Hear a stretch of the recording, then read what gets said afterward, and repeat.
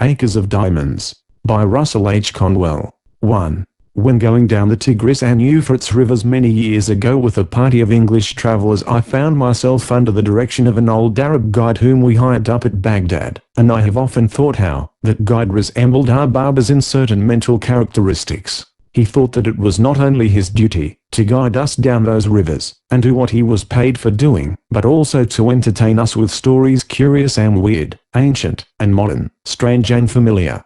Many of them I have forgotten, and I am glad I have, but there is one I shall never forget.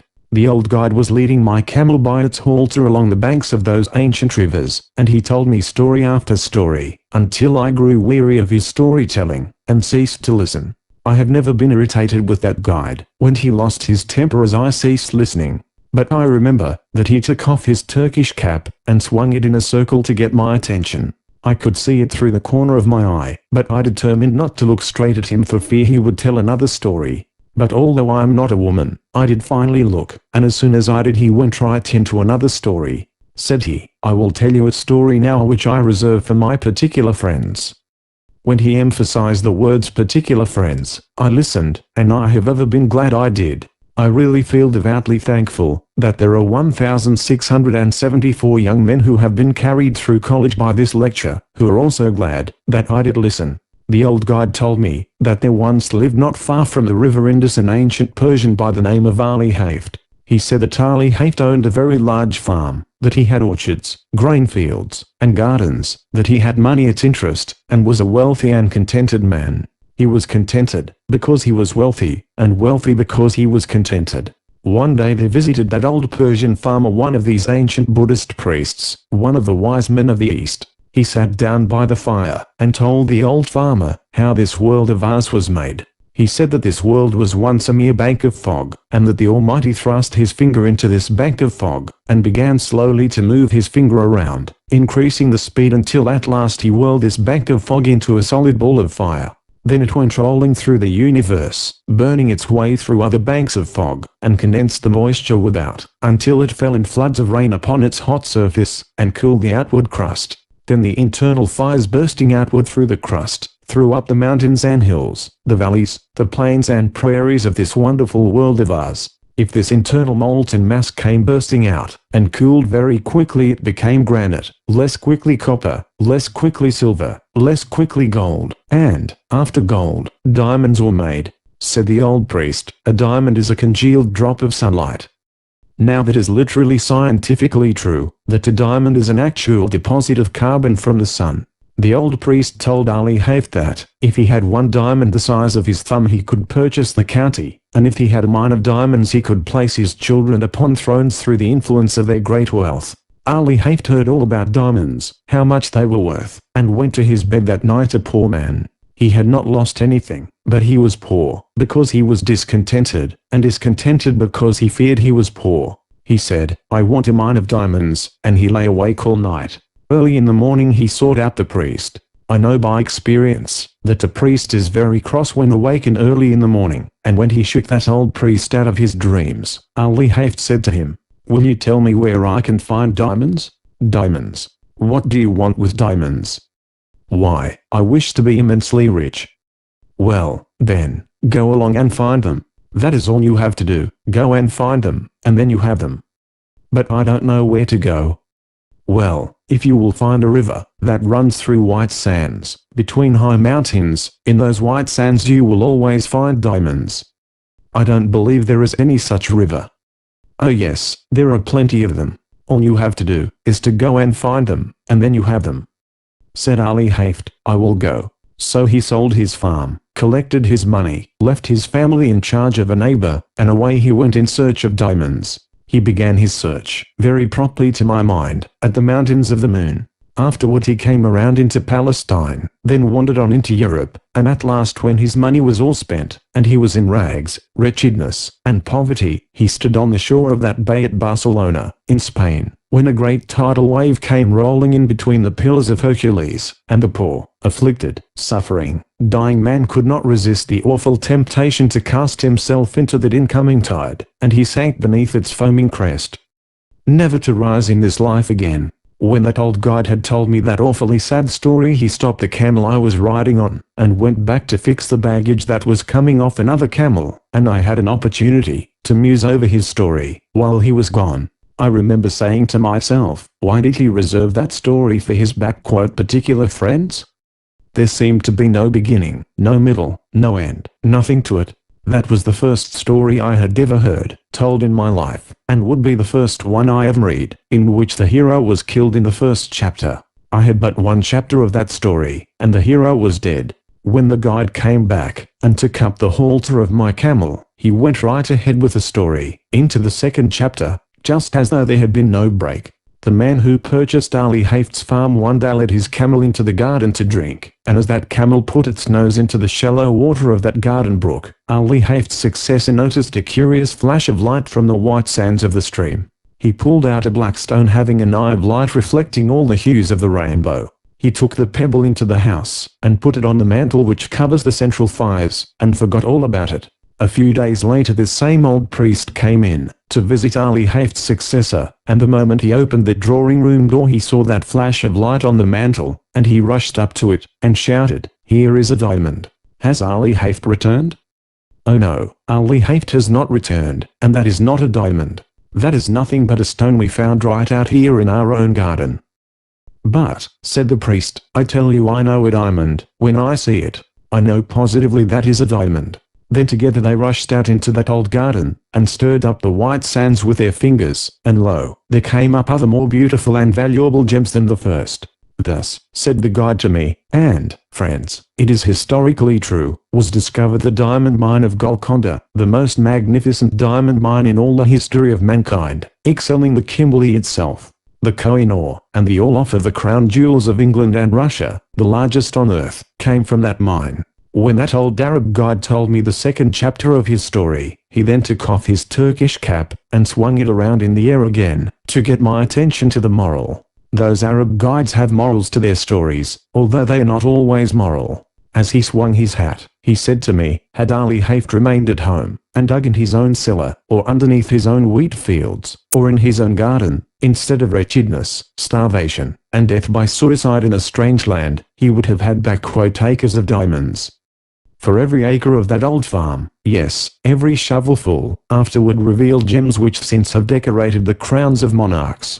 When he had added the moral to his story I saw why he reserved it for his particular friends. But I did not tell him I could see it. It was that mean old Arab's way of going around a thing like a lawyer, to say indirectly what he did not dare say directly, that in his private opinion there was a certain young man then traveling down the Tigris River, that might better be at home in America. I did not tell him I could see that, but I told him his story reminded me of one, and I told it to him quick, and I think I will tell it to you. I told him of a man out in California in 1847 who owned a ranch. He heard they had discovered gold in Southern California, and so with a passion for gold he sold his ranch to Colonel Sutter, and away he went, never to come back. Colonel Sutter put a mill upon a stream that ran through that ranch, and one day his little girl brought some wet sand from the raceway into their home, and sifted it through her fingers before the fire, and in that falling sand a visitor saw the first shining scales of real gold that were ever discovered in California. The man who had owned the ranch wanted gold, and he could have secured it for the mere taking.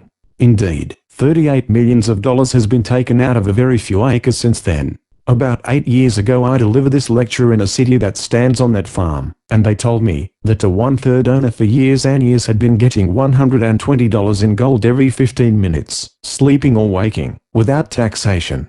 You and I would enjoy an income like that if we didn't have to pay an income tax. But a better illustration really than that occurred here in our own Pennsylvania. If there is anything I enjoy above another on the platform, it is to get one of these German audiences in Pennsylvania before me, and fire that at them, and I enjoy it tonight. There was a man living in Pennsylvania, not unlike some Pennsylvanians you have seen, who owned a farm, and he did with that farm just what I should do with a farm. If I owned one in Pennsylvania he sold it. But before he sold it, he decided to secure employment collecting coal oil for his cousin, who was in the business in Canada, where they first discovered oil on this continent. They dipped it from the running streams at that early time. So this Pennsylvania farmer wrote to his cousin asking for employment. You see, friends, this farmer was not altogether a foolish man. No, he was not. He did not leave his farm until he had something else to do. If all the simpletons the stars shine on, I don't know of a worse one than the man who leaves one job before he has gotten another. That has a special reference to my profession, and has no reference whatever to a man seeking a divorce. When he wrote to his cousin for employment, his cousin replied, "I cannot engage you, because you know nothing about the oil business." Well, then the old farmer said, "I will know," and with most commendable zeal, characteristic of the students of Temple University, he set himself at the study of the whole subject. He began away back at the second day of God's creation, when this world was covered thick and deep with that rich vegetation which since has turned to the primitive beds of coal. He studied the subject, until he found that the drainings really of those rich beds of coal furnished the coal oil that was worth pumping, and then he found how it came up with the living springs. He studied until he knew what it looked like, smelled like, tasted like, and how to refine it. Now, said he in his letter to his cousin, "I understand the oil business."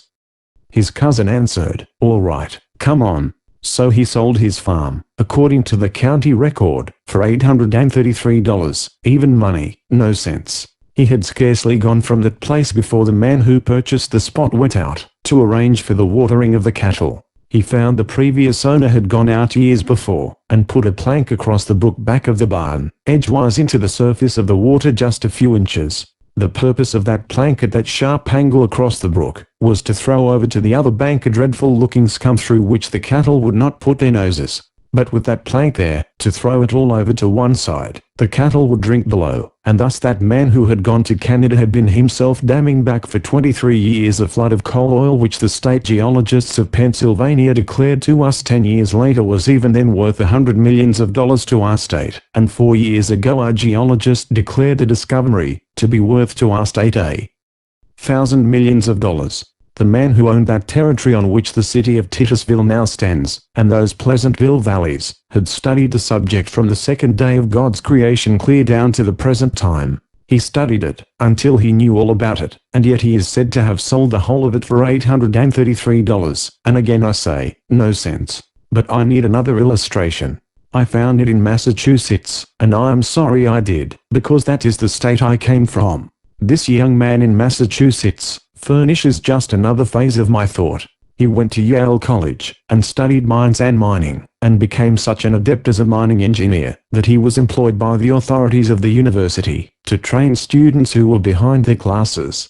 During his senior year he earned $15 a week for doing that work. When he graduated they raised his pay from $15 to $45 a week, and offered him a professorship, and as soon as they did he went right home to his mother. If they had raised that boy's pay from $15 to $15.60 he would have stayed, and been proud of the place, but when they put it up to $45 at one leap, he said, "Mother, I won't work for $45 a week." The idea of a man with a brain like mine working for $45 a week. Let's go out in California and stake out gold mines and silver mines, and be immensely rich, said his mother. Now, Charlie, it is just as well to be happy as it is to be rich. Yes, said Charlie, but it is just as well to be rich and happy, too. And they were both right about it.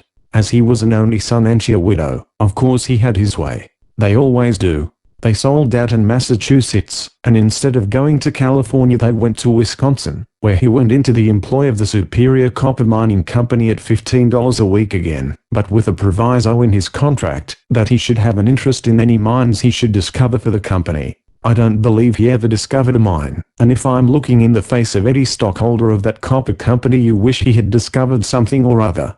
I have friends who are not here, because they could not afford a ticket, who did have stock in that company at the time this young man was employed there. This young man went out there, and I have not heard a word from him. I don't know what became of him, and I don't know whether he found any mines or not, but I don't believe he ever did. But I do know the other end of the line. He had scarcely gotten out of the old homestead before the succeeding owner went out to dig potatoes. The potatoes were already growing in the ground when he bought the farm, and as the old farmer was bringing in a basket of potatoes it hugged very tight between the ends of the stone fence. You know, in Massachusetts our farms are nearly all stone wall. There you are obliged to be very economical of front gateways, in order to have some place to put the stone. When that basket hung so tight he set it down on the ground, and then dragged on one side, and pulled on the other side, and as he was dragging that basket through, this farmer noticed in the upper and outer corner of that stone wall, right next the gate, a block of native silver 8 inches square.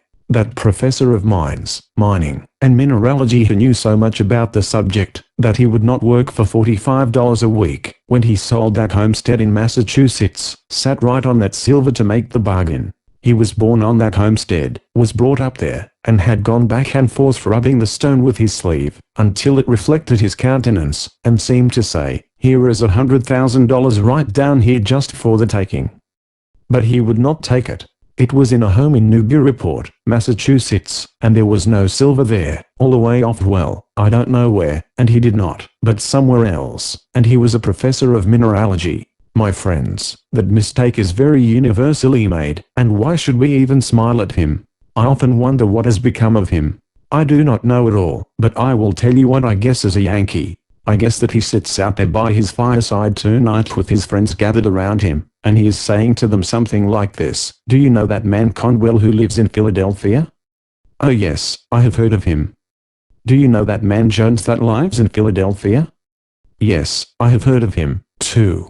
Then he begins to laugh, and shakes his sides, and says to his friends, "Well, they have done just the same thing I did, precisely, and that spoils the whole joke, for you and I have done the same thing he did, and while we sit here and laugh at him, he has a better right to sit out there and laugh at us. I know I have made the same mistakes, but, of course, that does not make any difference, because we don't expect the same man to preach and practice too. As I come here tonight, and look around this audience, I am seeing again what through these 50 years I have continually seen men that are making precisely that same mistake. I often wish I could see the younger people, and would that the academy had been filled tonight with our high school scholars and our grammar school scholars, that I could have them to talk to. While I would have preferred such an audience as that, because they are most susceptible, as they have not grown up into their prejudices as we have, they have not gotten into any custom that they cannot break, they have not met with any failures as we have, and while I could perhaps do such an audience as that more good than I can do grown-up people, yet I will do the best I can with the material I have. I say to you, that you have acres of diamonds in Philadelphia right where you now live. Oh, but you will say, you cannot know much about your city, if you think there are any backquote acres of diamonds here. I was greatly interested in that account in the newspaper of the young man who found that diamond in North Carolina. It was one of the purest diamonds that has ever been discovered, and it has several predecessors near the same locality. I went to a distinguished professor in mineralogy, and asked him where he thought those diamonds came from. The professor secured the map of the geologic formations of our continent, and traced it. He said it went either through the underlying Carboniferous strata adapted for such production, westward through Ohio and the Mississippi, or in more probability, came eastward through Virginia, and up the shore of the Atlantic Ocean. It is a fact that the diamonds were there, for they have been discovered and sold, and that they were carried down there during the drift period, from some northern locality. Now who can say, but some person going down with his drill in Philadelphia, will find some trace of a diamond mine yet down here. Oh, friends, you cannot say that you are not over one of the greatest shiz in the world, for such a diamond as that only comes from the most profitable mines that are found on earth. But it serves simply to illustrate my thought, which I emphasize by saying, if you do not have the actual shiz, literally you have all that they would be good for to you. Because now that the Queen of England has given the greatest compliment ever conferred upon American woman for her attire, because she did not appear with any jewels at all at the late reception in England, it has almost done away with the use of diamonds anyhow. All you would care for would be the few you would wear, if you wish to be modest, and the rest you would sell for money. Now men, I say again, that the opportunity to get rich, to attain unto great wealth, is here in Philadelphia now, within the reach of almost every man and woman who hears me speak tonight, and I mean just what I say. I have not come to this platform even under these circumstances, to recite something to you. I have come to tell you what in God's sight I believe to be the truth, and if the years of life have been of any value to me in the attainment of common sense, I know I am right, that the men and women sitting here, who found it difficult perhaps, to buy a ticket to this lecture or gathering tonight, have within their reach acres of diamonds, opportunities to get largely wealthy. There never was a place on earth more adapted than the city of Philadelphia today, and never in the history of the world did a poor man without capital have such an opportunity to get rich quickly and honestly as he has now in our city. I say it is the truth, and I want you to accept it as such, for if you think I have come to simply recite something, then I would better not be here. I have no time to waste in any such talk, but to say the things I believe, and unless some of you get richer for what I am saying tonight, my time is wasted. I say that you ought to get rich, and it is your duty to get rich. How many of my pious brethren say to me, "Do you, a Christian minister, spend your time going up and down the country advising you young people to get rich, to get money?" Yes, of course I do. They say, "Isn't that awful? Why don't you preach the gospel instead of preaching about man's making money?" Because to make money honestly is to preach the gospel. That is the reason. The men who get rich may be the most honest men you find in the community. Oh, but says some young man here tonight, I have been told all my life that, if a person has money he is very dishonest and dishonorable, and mean and contemptible.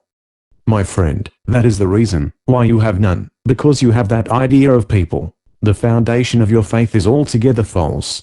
Let me say here clearly, and say it briefly, though subject to discussion, which I have not time for here, 98 out of 100 of the rich men of America are honest. That is why they are rich. That is why they are trusted with money. That is why they carry on great enterprises and find plenty of people to work with them. It is because they are honest men. Says another young man, I hear sometimes of men that get millions of dollars dishonestly. Yes, of course you do, and so do I, but they are so rare a thing in fact, that the newspapers talk about them all the time as a matter of news, until you get the idea that all the other rich men got rich dishonestly. My friend, you take and drive me if you furnish the auto out into the suburbs of Philadelphia, and introduce me to the people who own their homes around this great city, those beautiful homes with gardens and flowers, those magnificent homes so lovely in their art, and I will introduce you to the very best people in character as well as in enterprise in our city, and you know I will. A man is not really a true man, until he owns his own home, and they that own their homes are made more honorable and honest and pure, and true and economical and careful, by owning the home. For a man to have money, even in large sums, is not an inconsistent thing. We preach against covetousness, and you know we do, in the pulpit, and oftentimes preach against it so long and you use the terms about filthy lucre so extremely that Christians get the idea that when we stand in the pulpit we believe it is wicked for any man to have money until the collection basket goes around, and then we almost swear at the people because they don't give more money. Oh, the inconsistency of such doctrines is that money is power, and you ought to be reasonably ambitious to have it. You ought because you can do more good with it than you could without it. Money printed your Bible, money builds your churches, money sends your missionaries, and money pays your preachers, and you would not have many of them either, if you did not pay them. I am always willing that my church should raise my salary, because the church that pays the largest salary always raises it the easiest. You never knew an exception to it in your life. The man who gets the largest salary can do the most good with the power that is furnished to him. Of course he can, if his spirit be right to use it for what it is given to him. I say, then, you ought to have money. If you can honestly attain unto riches in Philadelphia, it is your Christian and godly duty to do so. It is an awful mistake of these pious people to think you must be awfully poor in order to be pious. Some men say, don't you sympathize with the poor people? Of course I do, or else I would not have been lecturing these years. I won't give in, but what I sympathize with the poor, but the number of poor who are to be sympathized with is very small. To sympathize with a man whom God has punished for his sins, thus to help him, when God would still continue a just punishment, is to do wrong, no doubt about it, and we do that more than we help those who are deserving. While we should sympathize with God's poor, that is, those who cannot help themselves, let us remember there is not a poor person in the United States who was not made poor by his own shortcomings, or by the shortcomings of someone else. It is all wrong to be poor, anyhow. Let us give in to that argument, and pass that to one side. A gentleman gets up back there, and says, don't you think there are some things in this world that are better than money? Of course I do, but I'm talking about money now. Of course there are some things higher than money. Oh yes, I know by the grave that has left me standing alone, that there are some things in this world that are higher and sweeter and purer than money. Well do I know there are some things higher and grander than gold. Love is the grandest thing on God's earth. But fortunate the lover who has plenty of money. Money is power, money is force, money will do good as well as harm. In the hands of good men and women it could accomplish, and it has accomplished, good. I hate to leave that behind me. I heard a man get up in a prayer meeting in our city and thank the Lord he was one of God's poor. Well, I wonder what his wife thinks about that. She earns all the money that comes into that house, and he smokes a part of that on the veranda. I don't want to see any more of the Lord's poor of that kind, and I don't believe the Lord does. And yet there are some people who think, in order to be pious you must be awfully poor and awfully dirty. That does not follow at all. While we sympathize with the poor, let us not teach a doctrine like that. Yet the age is prejudiced against advising a Christian man, or, as a Jew would say, a godly man, from attaining unto wealth. The prejudice is so universal and the years are far enough back, I think, for me to safely mention that years ago up at Temple University there was a young man in our theological school, who thought he was the only pious student in that department. He came into my office one evening, and sat down by my desk, and said to me, "Mr. President, I think it is my duty, sir, to come in and labor with you." "What has happened now?" said he. "I heard you say at the academy, at the Piss School commencement, that you thought it was an honorable ambition for a young man to desire to have wealth, and that you thought it made him temperate, made him anxious to have a good name, and made him industrious. You spoke about man's ambition to have money helping to make him a good man. Sir, I have come to tell you the Holy Bible says that money is the root of all evil." I told him I had never seen it in the Bible, and advised him to go out into the chapel, and get the Bible, and show me the place. So out he went for the Bible, and soon he stalked into my office with the Bible open, with all the bigoted pride of the narrow sectarian, or of one who founds his Christianity on some misinterpretation of Scripture. He flung the Bible down on my desk, and fairly squealed into my ear, "There it is, Mr. President, you can read it for yourself." I said to him, "Well, young man, you will learn, when you get a little older, that you cannot trust another denomination to read the Bible for you. You belong to another denomination. You were taught in the theological school, however, that emphasis is exegesis. Now, will you take that Bible and read it yourself, and give the proper emphasis to it?" He took the Bible, and proudly read, "The love of money is the root of all evil." Then he had it right, and when one does quote a right from that same old book he quotes the absolute truth. I have lived through 50 years of the mightiest battle that old book has ever fought, and I have lived to see its banners flying free, for never in the history of this world did the great minds of earth so universally agree, that the Bible is true, all true as they do at this very hour. So I say, that when he quoted right, of course he quoted the absolute truth. The love of money is the root of all evil.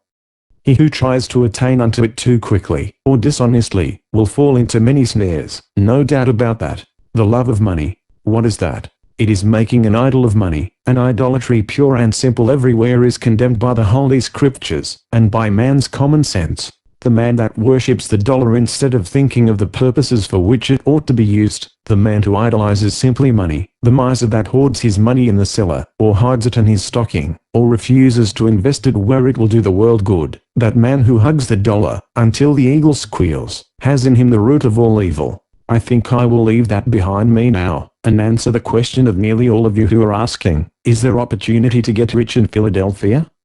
Well, now, how simple a thing it is to see where it is, and the instant you see where it is yours. Some old gentleman gets up back there and says, "Mr. Conwell, have you lived in Philadelphia for 31 years, and don't know that the time has gone by when you can make anything in this city?" No, I don't think it is. Yes, it is. I have tried it.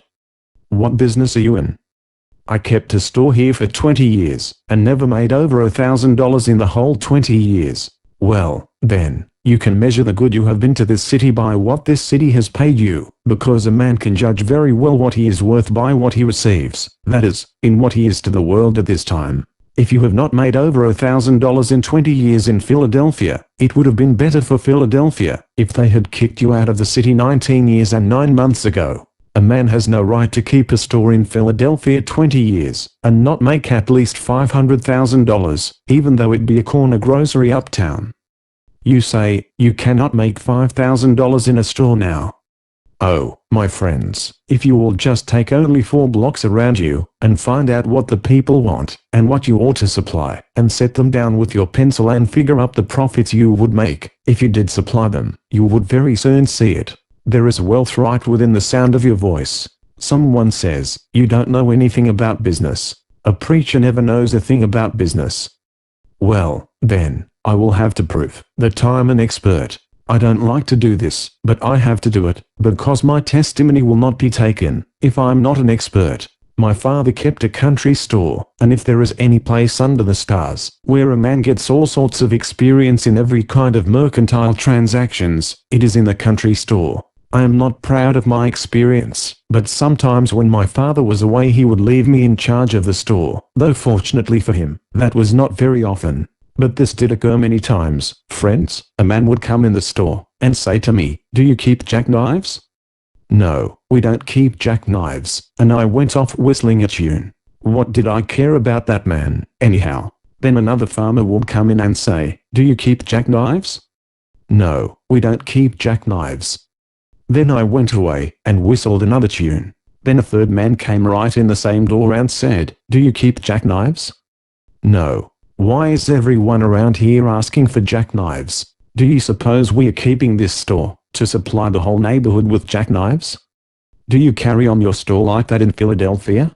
The difficulty was I had not then learned that the foundation of godliness and the foundation principle of success in business are both the same precisely. The man who says, I cannot carry my religion into business, advertises himself either as being an imbecile in business, or on the road to bankruptcy, or a thief. One of the three. Sure, he will fail within a very few years. He certainly will, if he doesn't carry his religion into business. If I had been carrying on my father's store on a Christian plan, godly plan, I would have had a jackknife for the third man, when he called for it. Then I would have actually done him a kindness, and I would have received a reward myself, which it would have been my duty to take. There are some overpious Christian people who think, if you take any profit on anything you sell, that you are an unrighteous man. On the contrary, you would be a criminal to sell goods for less than they cost. You have no right to do that. You cannot trust a man with your money, who cannot take care of his own. You cannot trust a man in your family, that is not true to his own wife. You cannot trust a man in the world, that does not begin with his own heart, his own character, and his own life. It would have been my duty, to have furnished a jackknife to the third man, or the second, and to have sold it to him, and actually profited myself. I have no more right to sell goods without making a profit on them than I have to overcharge him dishonestly beyond what they are worth. But I should so sell each bill of goods, that the person to whom I sell, shall make as much as I make. To live and let live, is the principle of the gospel, and the principle of everyday common sense. Oh, young man, hear me, live as you go along. Do not wait, until you have reached my years, before you begin to enjoy anything of this life. If I had the millions back, or 50 cents of it, which I have tried to earn in these years, it would not do me anything like the good that it does me now in this almost sacred presence tonight. Oh, yes, I am paid over, and over 100-fold tonight for dividing as I have tried to do in some measure as I went along through the years. I ought not speak that way, it sounds egotistic, but I'm old enough now, to be excused for that. I should have helped my fellow men, which I have tried to do, and everyone should try to do, and get the happiness of it. The man who goes home with the sense that he has stolen $1 that day, that he has robbed a man of what was his honest due, is not going to sweet rest. He arises tired in the morning, and goes with an unclean conscience to his work the next day. He is not a successful man at all, although he may have laid up millions. But the man who has gone through life dividing always with his fellow men, making and demanding his own rights and his own profits, and giving to every other man his rights and profits, lives every day, and not only that, but it is the royal road to great wealth. The history of the thousands of millionaires shows that to be the case. The man over there who said he could not make anything in a store in Philadelphia, has been carrying on his store on the wrong principle. Suppose I go into your store tomorrow morning and ask, do you know neighbor A, who lives 1 square away, at house number 1240? Oh yes, I have met him. He deals here at the corner store. Where did he come from? I don't know. How many does he have in his family? I don't know. What ticket does he vote? I don't know. What church does he go to? I don't know, and don't care. What are you asking all these questions for? If you had a store in Philadelphia, would you answer me like that? If so, then you were conducting your business, just as I carried on my father's business in Worthington, Massachusetts. You don't know where your neighbor came from when he moved to Philadelphia, and you don't care. If you had cared, you would be a rich man now. If you had cared enough about him to take an interest in his affairs, to find out what he needed, you would have been rich.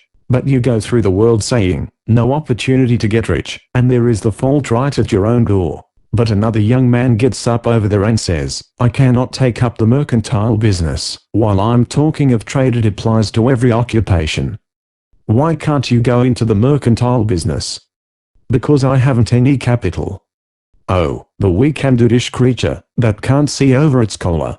It makes a person weak to see these little dudes standing around the corners and saying, oh, if I had plenty of capital, how rich I would get. Young man, do you think you are going to get rich on capital? Certainly. Well, I say, certainly not. If your mother has plenty of money, and she will set you up in business, you will set her up in business, supplying you with capital. The moment a young man or woman gets more money than he or she has grown to by practical experience, that moment he has gotten a curse. It is no help to a young man or woman to inherit money. It is no help to your children to leave them money. But if you leave them education, if you leave them Christian and noble character, if you leave them a wide circle of friends, if you leave them an honorable name, it is far better than that they should have money. It would be worse for them, worse for the nation, that they should have any money at all. Oh, young man, if you have inherited money, don't regard it as a help. It will curse you through your years, and deprive you of the very best things of human life. There is no class of people to be pitied so much as the inexperienced sons and daughters of the rich of our generation. I pity the rich man's son. He can never know the best things in life. One of the best things in our life is when a young man has earned his own living, and when he becomes engaged to some lovely young woman, and makes up his mind to have a home of his own. Then with that same love comes also that divine inspiration toward better things, and he begins to save his money. He begins to leave off his bad habits, and put money in the bank. When he has a few $100s, he goes out in the suburbs to look for a home. He goes to the savings bank, perhaps, for half of the value, and then goes for his wife. And when he takes his bride over the threshold of that door for the first time, he says in words of eloquence my voice can never touch, I have earned this home myself. It is all mine, and I divide with thee.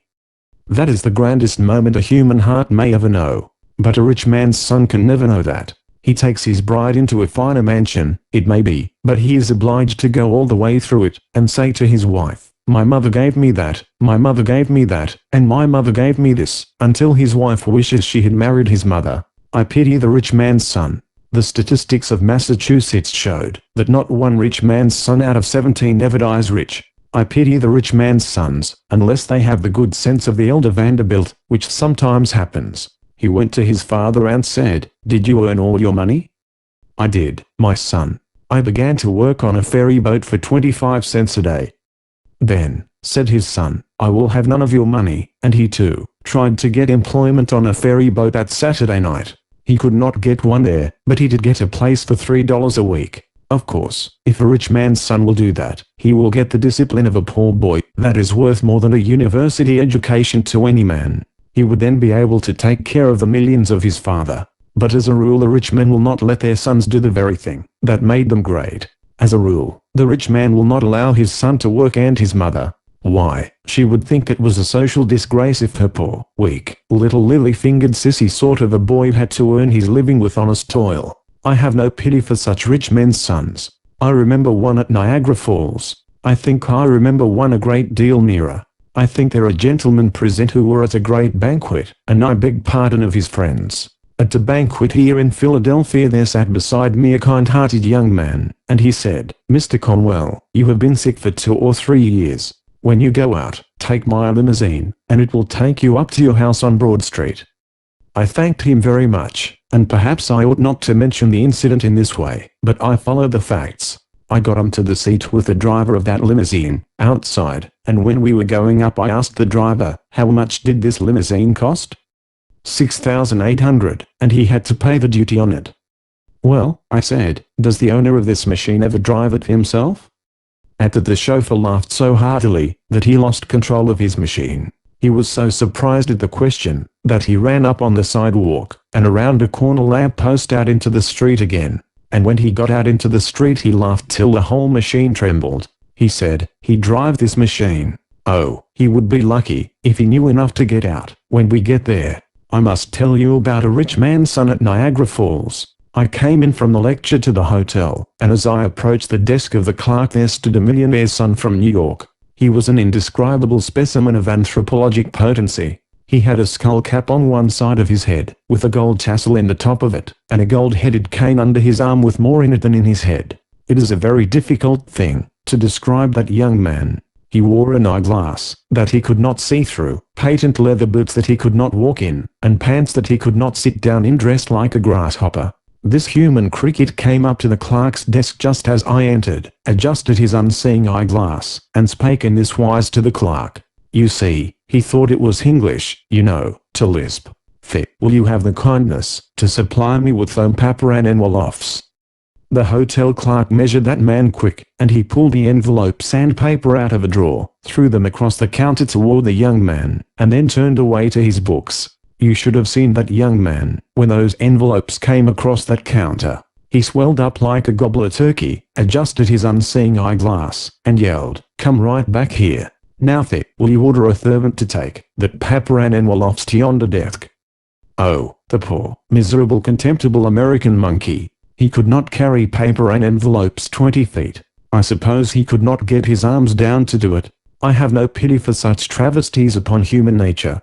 If you have not capital, young man, I am glad of it. What you need is common sense, not copper cents. The best thing I can do is to illustrate by actual facts well known to you all. A.T. Stewart, a poor boy in New York, had $1.50 to begin life on. He lost 87 1/2 cents of that on the very first venture. How fortunate that young man who loses the first time he gambles. That boy said, "I will never gamble again in business," and he never did. How came he to lose 87 1/2 cents? You probably all know the story how he lost it because he bought some needles, threads, and buttons to sell which people did not want, and had them left on his hands, a dead loss. Said the boy, "I will not lose any more money in that way." Then he went around first to the doors, and asked the people what they did want. Then when he had found out what they wanted he invested his 62 1/2 cents to supply a known demand. Study it wherever you choose in business, in your profession, in your housekeeping, whatever your life. That one thing is the secret of success. You must first know the demand. You must first know what people need, and then invest yourself where you are most needed.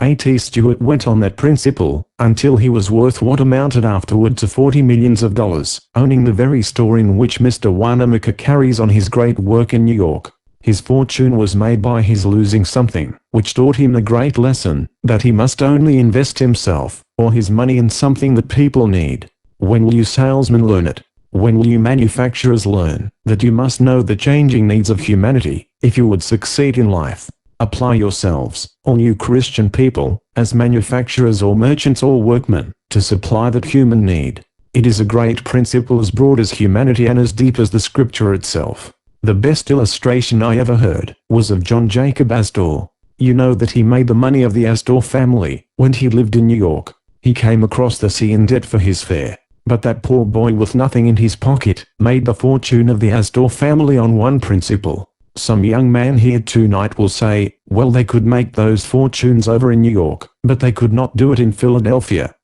My friends, did you ever read that wonderful book of Rice, His Memory is Sweet to Us, because of his recent death, wherein is given his statistical account of the records taken in 1889 of 107 millionaires of New York? If you read the account you will see that out of the 107 millionaires only 7 made their money in New York. Out of the 107 millionaires worth $10 million in real estate then, 67 of them made their money in towns of less than 3,500 inhabitants. The richest man in this country today, if you read the real estate values, has never moved away from a town of 3,500 inhabitants. It makes not so much difference where you are as who you are. But if you cannot get rich in Philadelphia you certainly cannot do it in New York. Now John Jacob Astor illustrated what can be done anywhere. He had a mortgage once on a millinery store, and they could not sell bonnets enough to pay the interest on his money. So he foreclosed that mortgage, took possession of the store, and went into partnership with the very same people, in the same store, with the same capital. He did not give them $1 of capital. They had to sell goods to get any money. Then he left them alone in the store, just as they had been before, and he went out, and sat down on a bench in the park in the shade. What was John Jacob Astor doing out there, and in partnership with people, who had failed on his own hands? He had the most important, and, to my mind, the most pleasant part of that partnership on his hands. For as John Jacob Astor sat on that bench he was watching the ladies as they went by, and where is the man who would not get rich at that business? As he sat on the bench, if a lady passed him with her shoulders back and head up, and looked straight to the front, as if she did not care, if all the world did gaze on her, then he studied her bonnet, and by the time it was out of sight he knew the shape of the frame, the color of the trimmings, and the crinklings in the feather. I sometimes try to describe a bonnet, but not always. I would not try to describe a modern bonnet.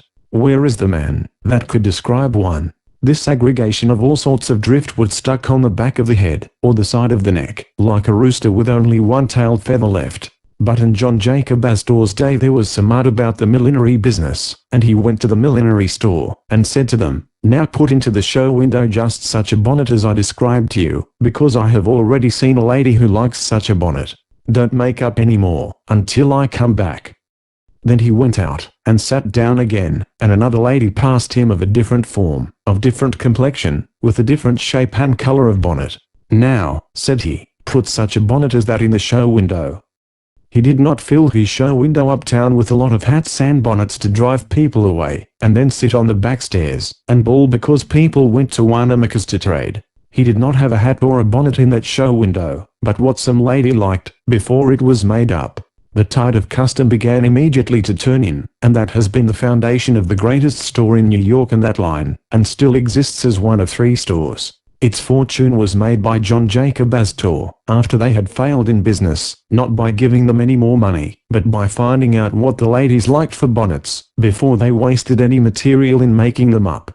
I tell you, if a man could foresee the millinery business he could foresee anything under heaven. Suppose I were to go through this audience tonight, and ask you in this great manufacturing city, if there are not opportunities to get rich in manufacturing. Oh yes, some young man says, there are opportunities here still, if you build with some trust, and if you have $2 or $3 million to begin with as capital. Young man, the history of the breaking up of the trusts by that attack upon big business is only illustrating what is now the opportunity of the smaller man. The time never came in the history of the world when you could get rich so quickly manufacturing without capital as you can now. But you will say, you cannot do anything of the kind. You cannot start without capital. Young man, let me illustrate for a moment. I must do it. It is my duty to every young man and woman, because we are all going into business very soon on the same plan. Young man, remember, if you know what people need, you have gotten more knowledge of a fortune than any amount of capital can give you. There was a poor man out of work living in Hingham, Massachusetts. He lounged around the house until one day his wife told him to get out and work, and, as he lived in Massachusetts, he obeyed his wife. He went out, and sat down on the shore of the bay, and whittled a soaked shingle into a wooden chain.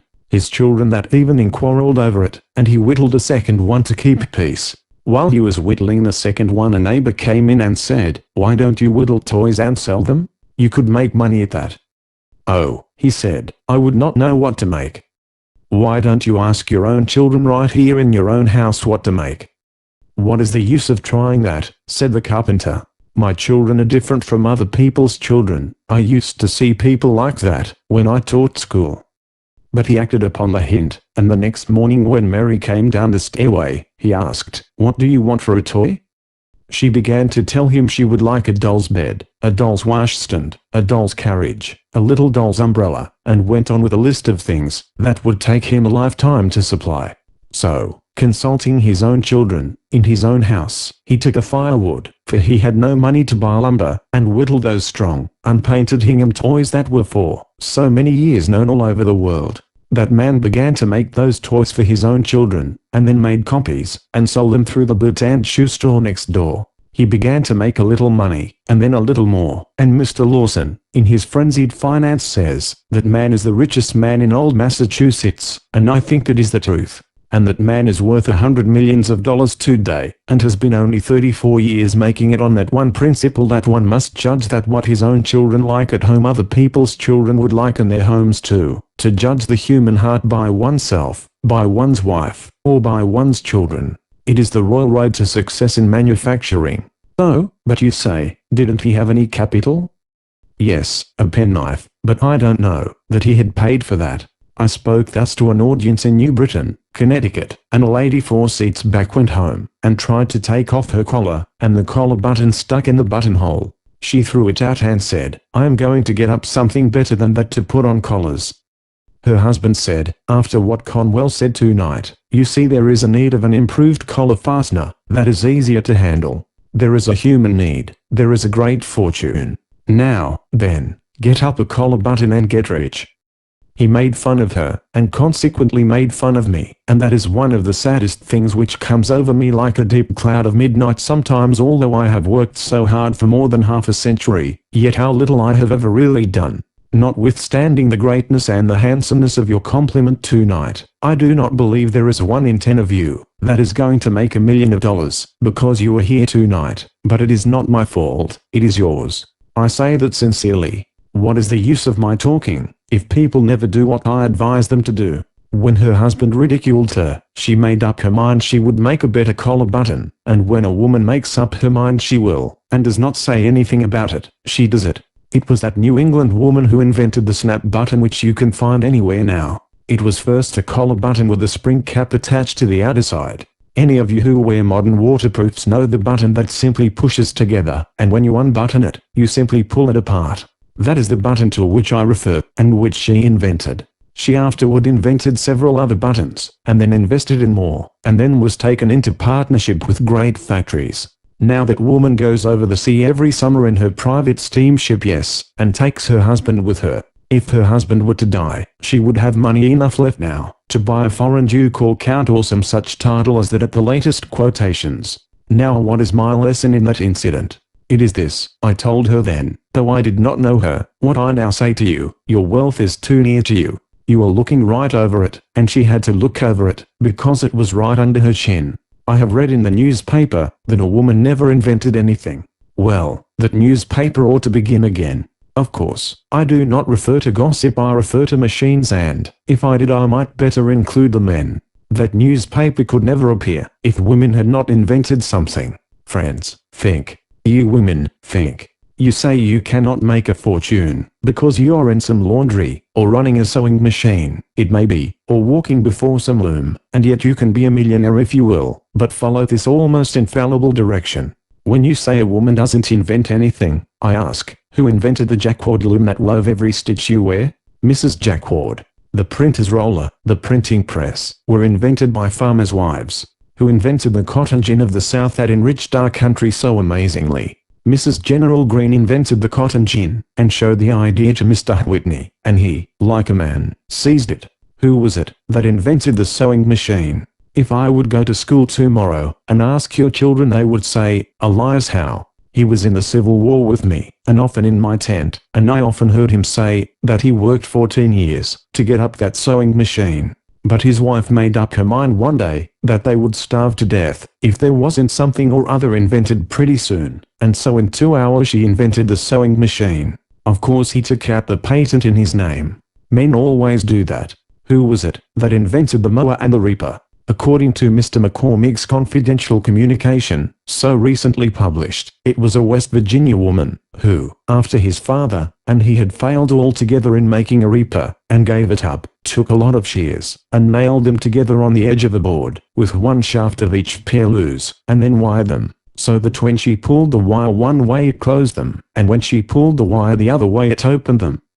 And there she had the principle of the mowing machine. If you look at a mowing machine, you will see it is nothing but a lot of shears. If a woman can invent a mowing machine, if a woman can invent a jacquard loom, if a woman can invent a cotton gin, if a woman can invent a trolleys, which as she did, and made the trolleys possible, if a woman can invent, as Mr. Carnegie said, the great iron squeezers, that laid the foundation of all the steel millions of the United States, we men can invent anything under the stars. I say that for the encouragement of the men, who are the great inventors of the world. Again this lesson comes before us. The great inventor sits next to you, or you are the person yourself. Oh, but you will say, I have never invented anything in my life.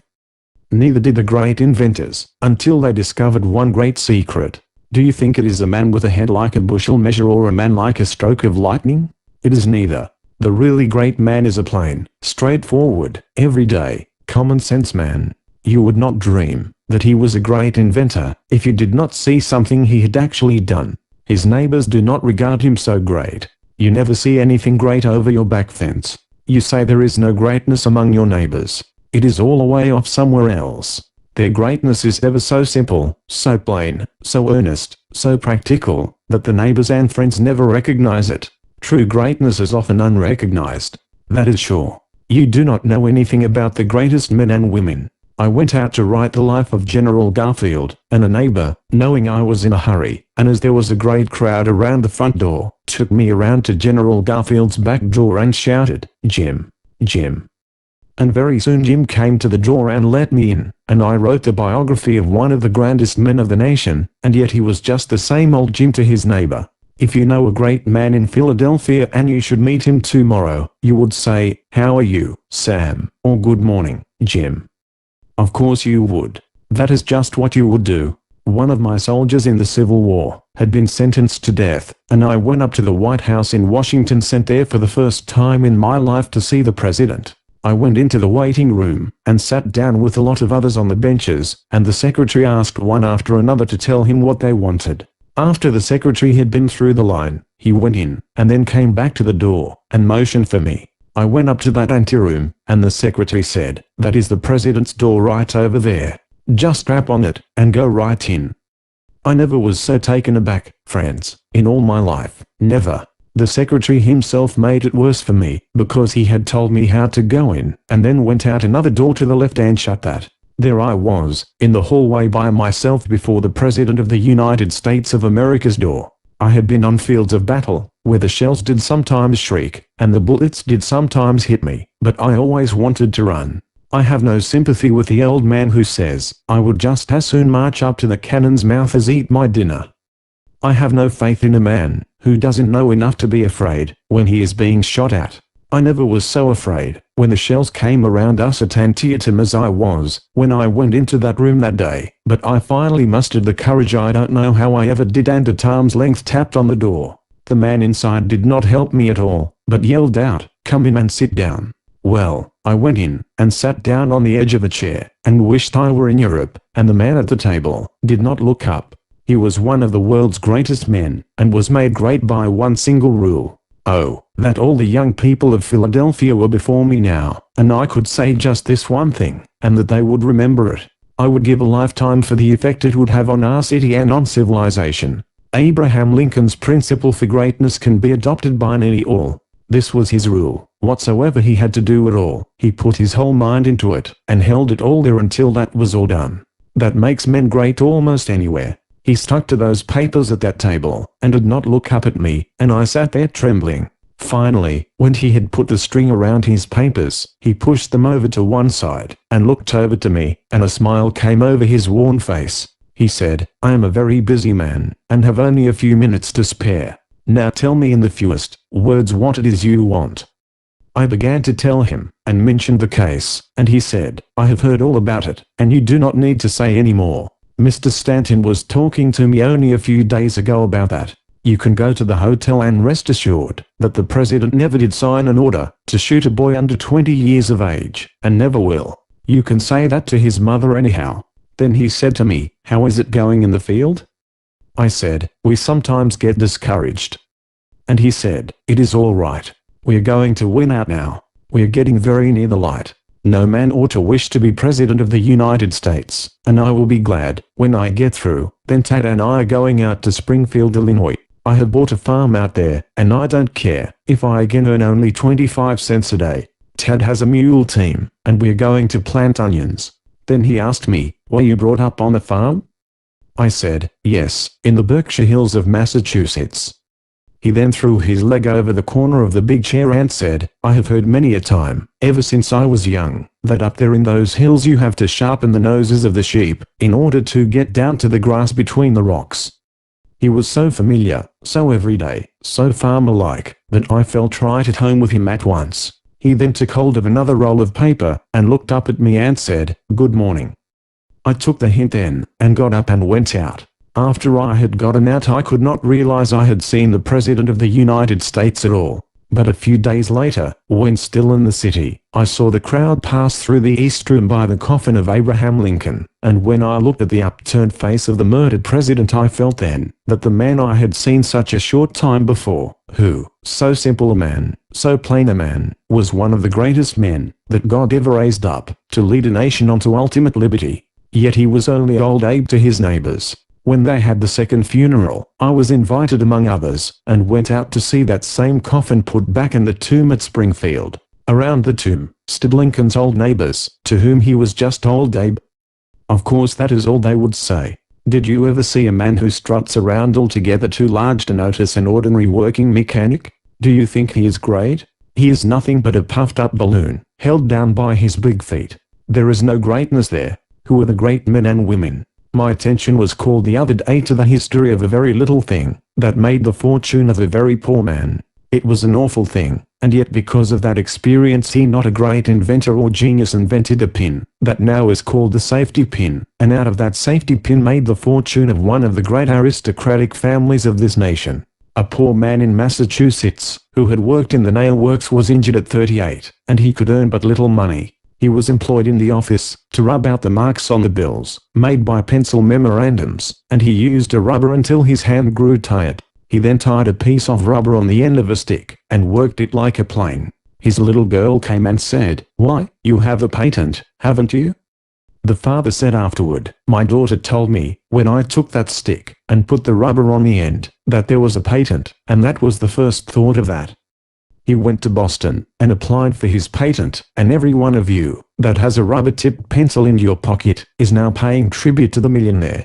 No capital, not a penny did he invest in it. All was income, all the way up into the millions. But let me hasten to one other greater thought. Show me the great men and women who live in Philadelphia.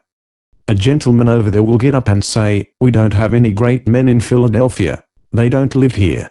They live away off in Rome or St. Petersburg or London or Manayunk, or anywhere else but here in our town." I have come now to the apex of my thought. I have come now to the heart of the whole matter, and to the center of my struggle. Why isn't Philadelphia a greater city in its greater wealth? Why does New York excel Philadelphia? People say, because of her harbor. Why do many other cities of the United States get ahead of Philadelphia now? There is only one answer, and that is, because our own people talk down their own city. If there ever was a community on earth that has to be forced ahead, it is the city of Philadelphia. If we are to have a boulevard, talk it down. If we are going to have better schools, talk them down. If you wish to have wise legislation, talk it down. Talk all the proposed improvements down. That is the only great wrong that I can lay at the feet of the magnificent Philadelphia, that has been so universally kind to me. I say it is time we turn around in our city, and begin to talk up the things that are in our city, and begin to set them before the world as the people of Chicago, New York, St. Louis, and San Francisco do. Oh, if we only could get that spirit out among our people, that we can do things in Philadelphia, and do them well. Arise, you millions of Philadelphians, trust in God and man, and believe in the great opportunities that are right here, not over in New York or Boston, but here for business, for everything that is worth living for on earth. There was never an opportunity greater. Let us talk up our own city. But there are two other young men here tonight, and that is all I will venture to say, because it is too late. One over there gets up and says, "There is going to be a great man in Philadelphia, but never was one." Oh, is that so? When are you going to be great? When I am elected to some political office. Young man, won't you learn a lesson in the primer of politics, that it is a prima facie evidence of littleness to hold office under our form of government? Great men get into office sometimes, but what this country needs is men that will do what we tell them to do. This nation where the people rule is governed by the people, for the people, and so long as it is, then the office holder is but the servant of the people, and the Bible says the servant cannot be greater than the master. The Bible says, he that is sent cannot be greater than him who sent him. The people rule, or should rule, and if they do, we do not need the greater men in office. If the great men in America took our offices, we would change to an empire in the next 10 years. I know of a great many young women, now that women's suffrage is coming, who say, I am going to be President of the United States someday. I believe in women's suffrage, and there is no doubt, but what it is coming, and I am getting out of the way, anyhow. I may want an office by and by myself, but if the ambition for an office influences the women in their desire to vote, I want to say right here what I say to the young men, that if you only get the privilege of casting one vote, you don't get anything that is worthwhile. Unless you can control more than one vote, you will be unknown, and your influence so dissipated as practically not to be felt. This country is not run by votes. Do you think it is? It is governed by influence. It is governed by the ambitions and the enterprises which control votes. The young woman that thinks she is going to vote for the sake of holding an office is making an awful blunder. That other young man gets up and says, there are going to be great men in this country and in Philadelphia. Is that so? When? When there comes a great war, when we get into difficulty through watchful waiting in Mexico, when we get into war with England over some frivolous deed, or with Japan or China or New Jersey or some distant country. Then I will march up to the cannon's mouth, I will sweep up among the glistening bayonets, I will leap into the arena and tear down the flag and bear it away in triumph. I will come home with stars on my shoulder, and hold every office in the gift of the nation, and I will be great. No, you won't. You think you are going to be made great by an office, but remember that, if you are not great, before you get the office, you won't be great, when you secure it. It will only be a burlesque in that shape. We had a peace jubilee here after the Spanish War. Out west they don't believe this, because they said, Philadelphia would not have heard of any Spanish War until 50 years hence. Some of you saw the procession go up Broad Street. I was away, but the family wrote to me that the tally-ho coach with Lieutenant Hobson upon it stopped right at the front door and the people shouted, hurrah for Hobson, and if I had been there I would have yelled too, because he deserves much more of his country than he has ever received. But suppose I go into school and say, who sunk the Merrimac at Santiago, and if the boys answer me, Hobson, they will tell me 7/8 of a lie. There were 7 other heroes on that steamer, and they, by virtue of their position, were continually exposed to the Spanish fire, while Hobson, as an officer, might reasonably be behind the smokestack. You have gathered in this house your most intelligent people, and yet, perhaps, not one here can name the other 7 men. We ought not to so teach history. We ought to teach that, however humble a man's station may be, if he does his full duty in that place he is just as much entitled to the American people's honor as is the king upon his throne. But we do not so teach. We are now teaching everywhere that the generals do all the fighting. I remember that, after the war, I went down to see General Robert E. Lee, that magnificent Christian gentleman of whom both North and South are now proud as one of our great Americans. The general told me about his servant, Rastus, who was an enlisted colored soldier. He called him in one day, to make fun of him, and said, Rastus, I hear that all the rest of your company are killed, and why are you not killed? Rastus winked at him and said, back what cause when there is any fighting going on I stay back with the generals. I remember another illustration. I would leave it out, but for the fact that, when you go to the library to read this lecture, you will find this has been printed in it for 25 years. I shut my eyes, shut them close, and lo, I see the faces of my youth. Yes, they sometimes say to me, your hair is not white, you are working night and day without seeming ever to stop, you can't be old.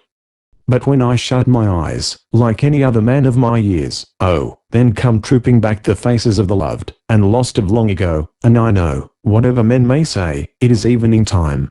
I shut my eyes now, and look back to my native town in Massachusetts, and I see the cattle showground on the mountain top. I can see the horse sheds there. I can see the Congregational Church, see the town hall and mountaineers' cottages, see a great assembly of people turning out, dressed resplendently, and I can see flags flying, and handkerchiefs waving, and hear bands playing. I can see that company of soldiers that had re-enlisted marching up on that cattle showground. I was but a boy, but I was captain of that company, and puffed out with pride. A cambric needle would have burst me all to pieces. Then I thought it was the greatest event that ever came to man on earth. If you have ever thought you would like to be a king or queen, you go and be received by the mayor. The bands played, and all the people turned out to receive us.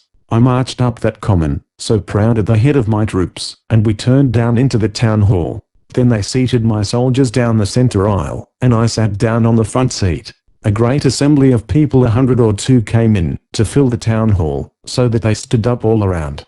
Then the town officers came in and formed a half circle. The mayor of the town sat in the middle of the platform. He was a man who had never held office before, but he was a good man, and his friends have told me that I might use this without giving them offense. He was a good man, but he thought an office made a man great. He came up and took his seat, adjusted his powerful spectacles, and looked around, when he suddenly spied me sitting there on the front seat. He came right forward on the platform and invited me up to sit with the town officers. No town officer ever took any notice of me before I went to war, except to advise the teacher to thrash me, and now I was invited up on the stand with the town officers.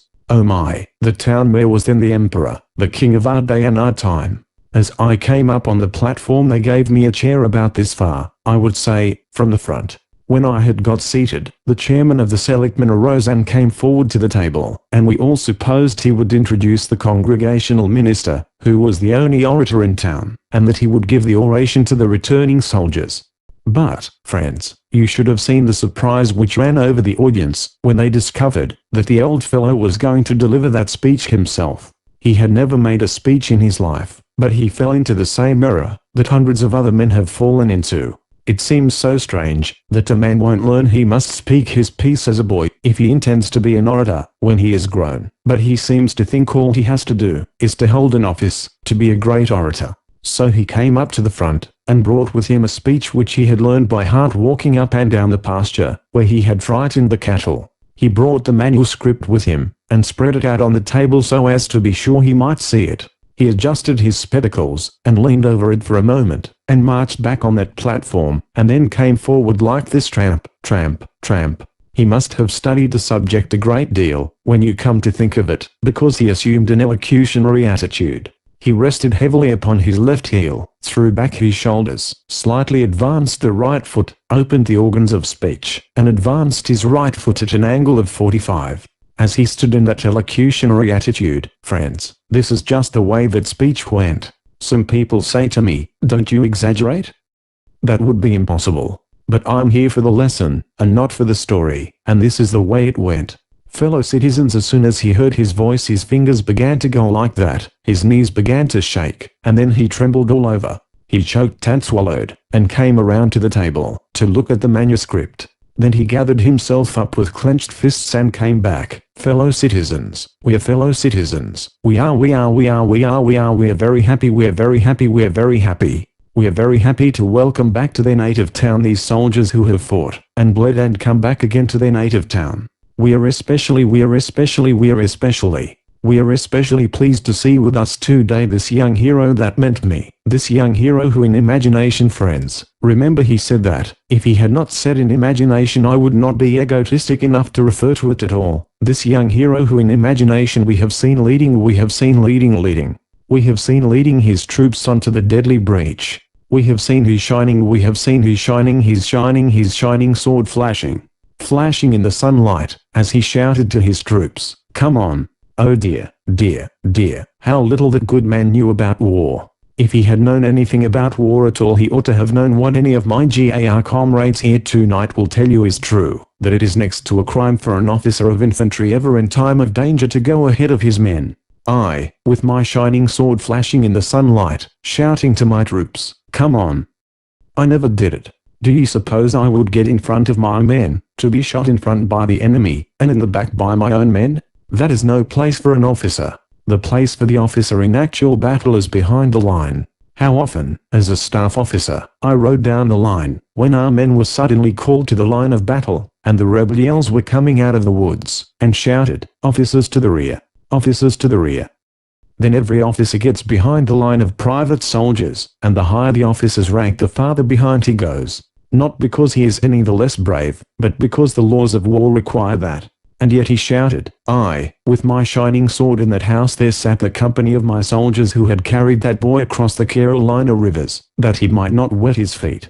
Some of them had gone far out, to get a pig or a chicken. Some of them had gone to death under the shell-swept pines in the mountains of Tennessee, yet in the good man's speech they were scarcely known. He did refer to them, but only incidentally. The hero of the hour was this boy. Did the nation owe him anything? No, nothing then and nothing now. Why was he the hero? Simply because that man fell into that same human error that this boy was great, because he was an officer and these were only private soldiers. Oh, I learned the lesson in that I will never forget, so long as the tongue of the bell of time continues to swing for me. Greatness consists not in the holding of some future office, but really consists in doing great deeds with little means and the accomplishment of vast purposes from the private ranks of life.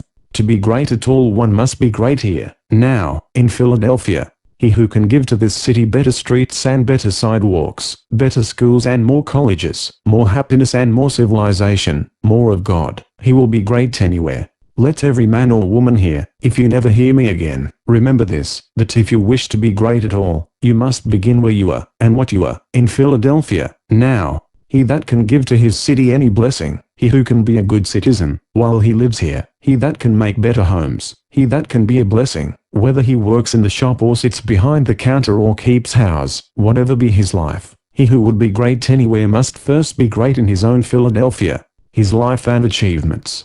By Robert Shackleton. The Story of the Sword. 2. I shall write of a remarkable man, an interesting man, a man of power, of initiative, of will, of persistence, a man who plans vastly, and who realizes his plans, a man who not only does things himself, but who, even more important than that, is the constant inspiration of others. I shall write of Russell H. Conwell. As a farmer's boy he was the leader of the boys of the Rocky region, that was his home. As a school teacher he won devotion, as a newspaper correspondent he gained fame, as a soldier in the Civil War he rose to important rank, as a lawyer he developed a large practice, as an author he wrote books that reached a mighty total of sales. He left the law for the ministry, and is the active head of a great church, that he raised from nothingness. He is the most popular lecturer in the world and yearly speaks to many thousands. He is, so to speak, the discoverer of acres of diamonds, through which thousands of men and women have achieved success out of failure. He is the head of 2 hospitals, one of them founded by himself, that have cared for a host of patients, both the poor and the rich, irrespective of race or creed. He is the founder and head of a university, that has already had tens of thousands of students. His home is in Philadelphia, but he is known in every corner of every state in the Union, and everywhere he has hosts of friends. All of his life he has helped and inspired others. Quite by chance, and only yesterday, literally yesterday and by chance, and with no thought at the moment of Conwell, although he had been much in my mind for some time past, I picked up a thin little book of description by William Dean Howells, and, turning the pages of the chapter on Lexington, old Lexington of the Revolution, written, so Howells had set down, in 1882. I noticed, after he had written of the town itself, and of the long past fight there, and of the present day aspect, that he mentioned the church life of the place, and remarked on the striking advances made by the Baptists, who had lately, as he expressed it, been reconstituted out of very perishing fragments, and made strong and flourishing, under the ministrations of a lay preacher, formerly a colonel in the Union Army. And it was only a few days before I chanced upon this description that Dr. Conwell, the former colonel and former lay preacher, had told me of his experiences in that little old revolutionary town. Howells went on to say that, so he was told, the colonel's success was principally due to his making the church attractive to young people. Howells says no more of him. Apparently he did not go to hear him, and one wonders if he has ever associated that lay preacher of Lexington with the famous Russell H. Conwell of these recent years. Attractive to young people. Yes, one can recognize that today, just as it was recognized in Lexington. And it may be added that he at the same time attracts older people too.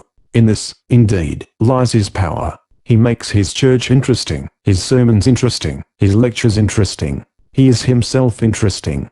Because of his being interesting, he gains attention. The attention gained, he inspires.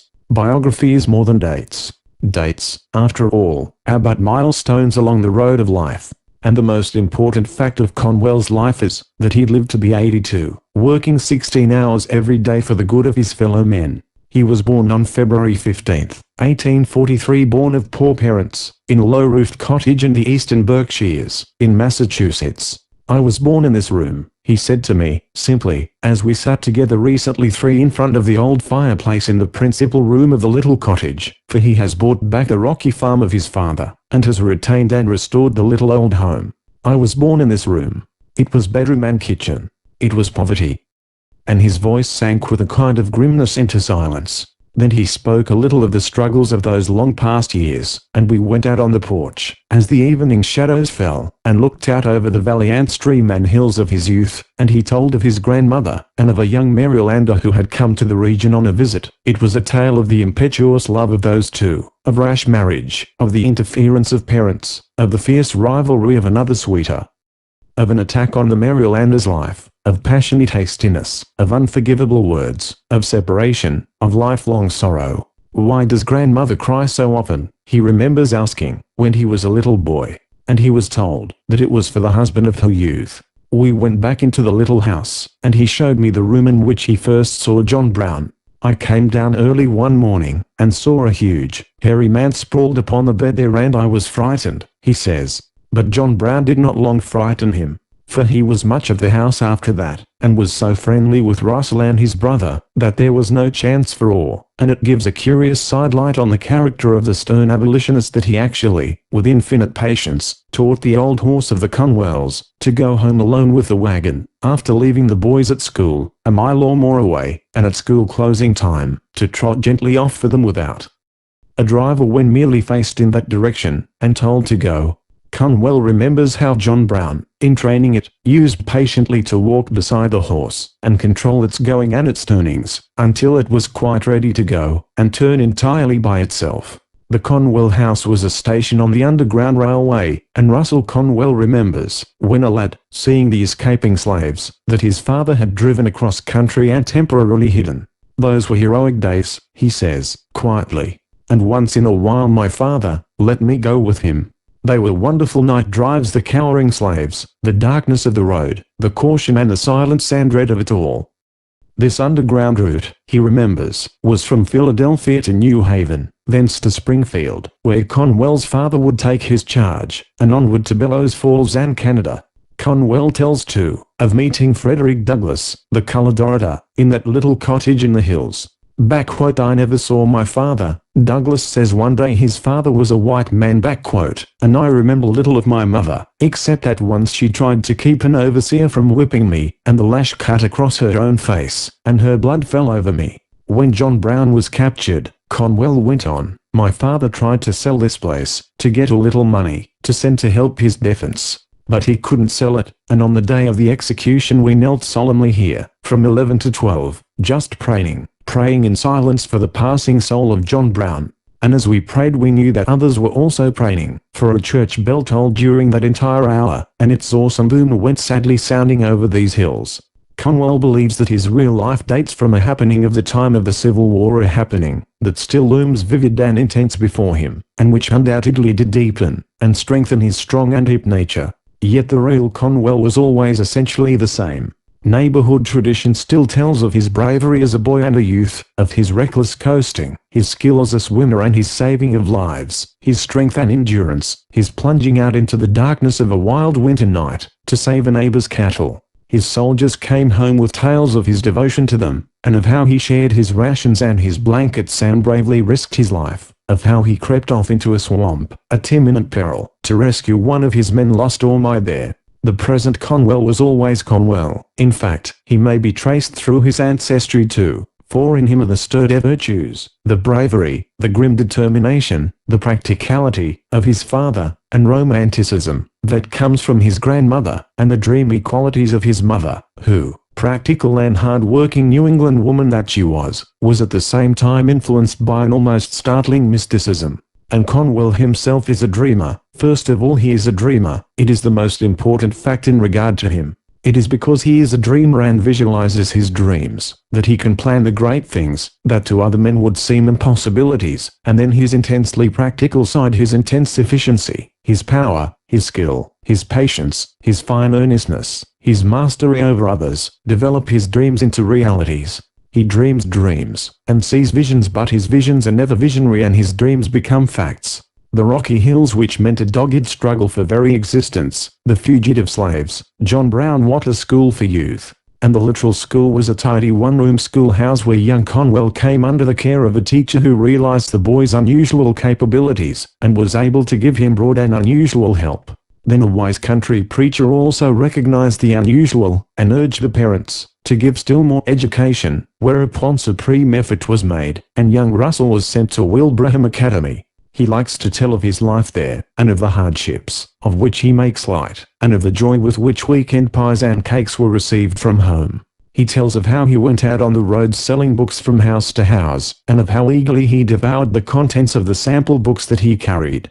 They were a foundation of learning for me, he says, soberly. And they gave me a broad idea of the world. He went to Yale in 1860, but the outbreak of the war interfered with college, and he enlisted in 1861.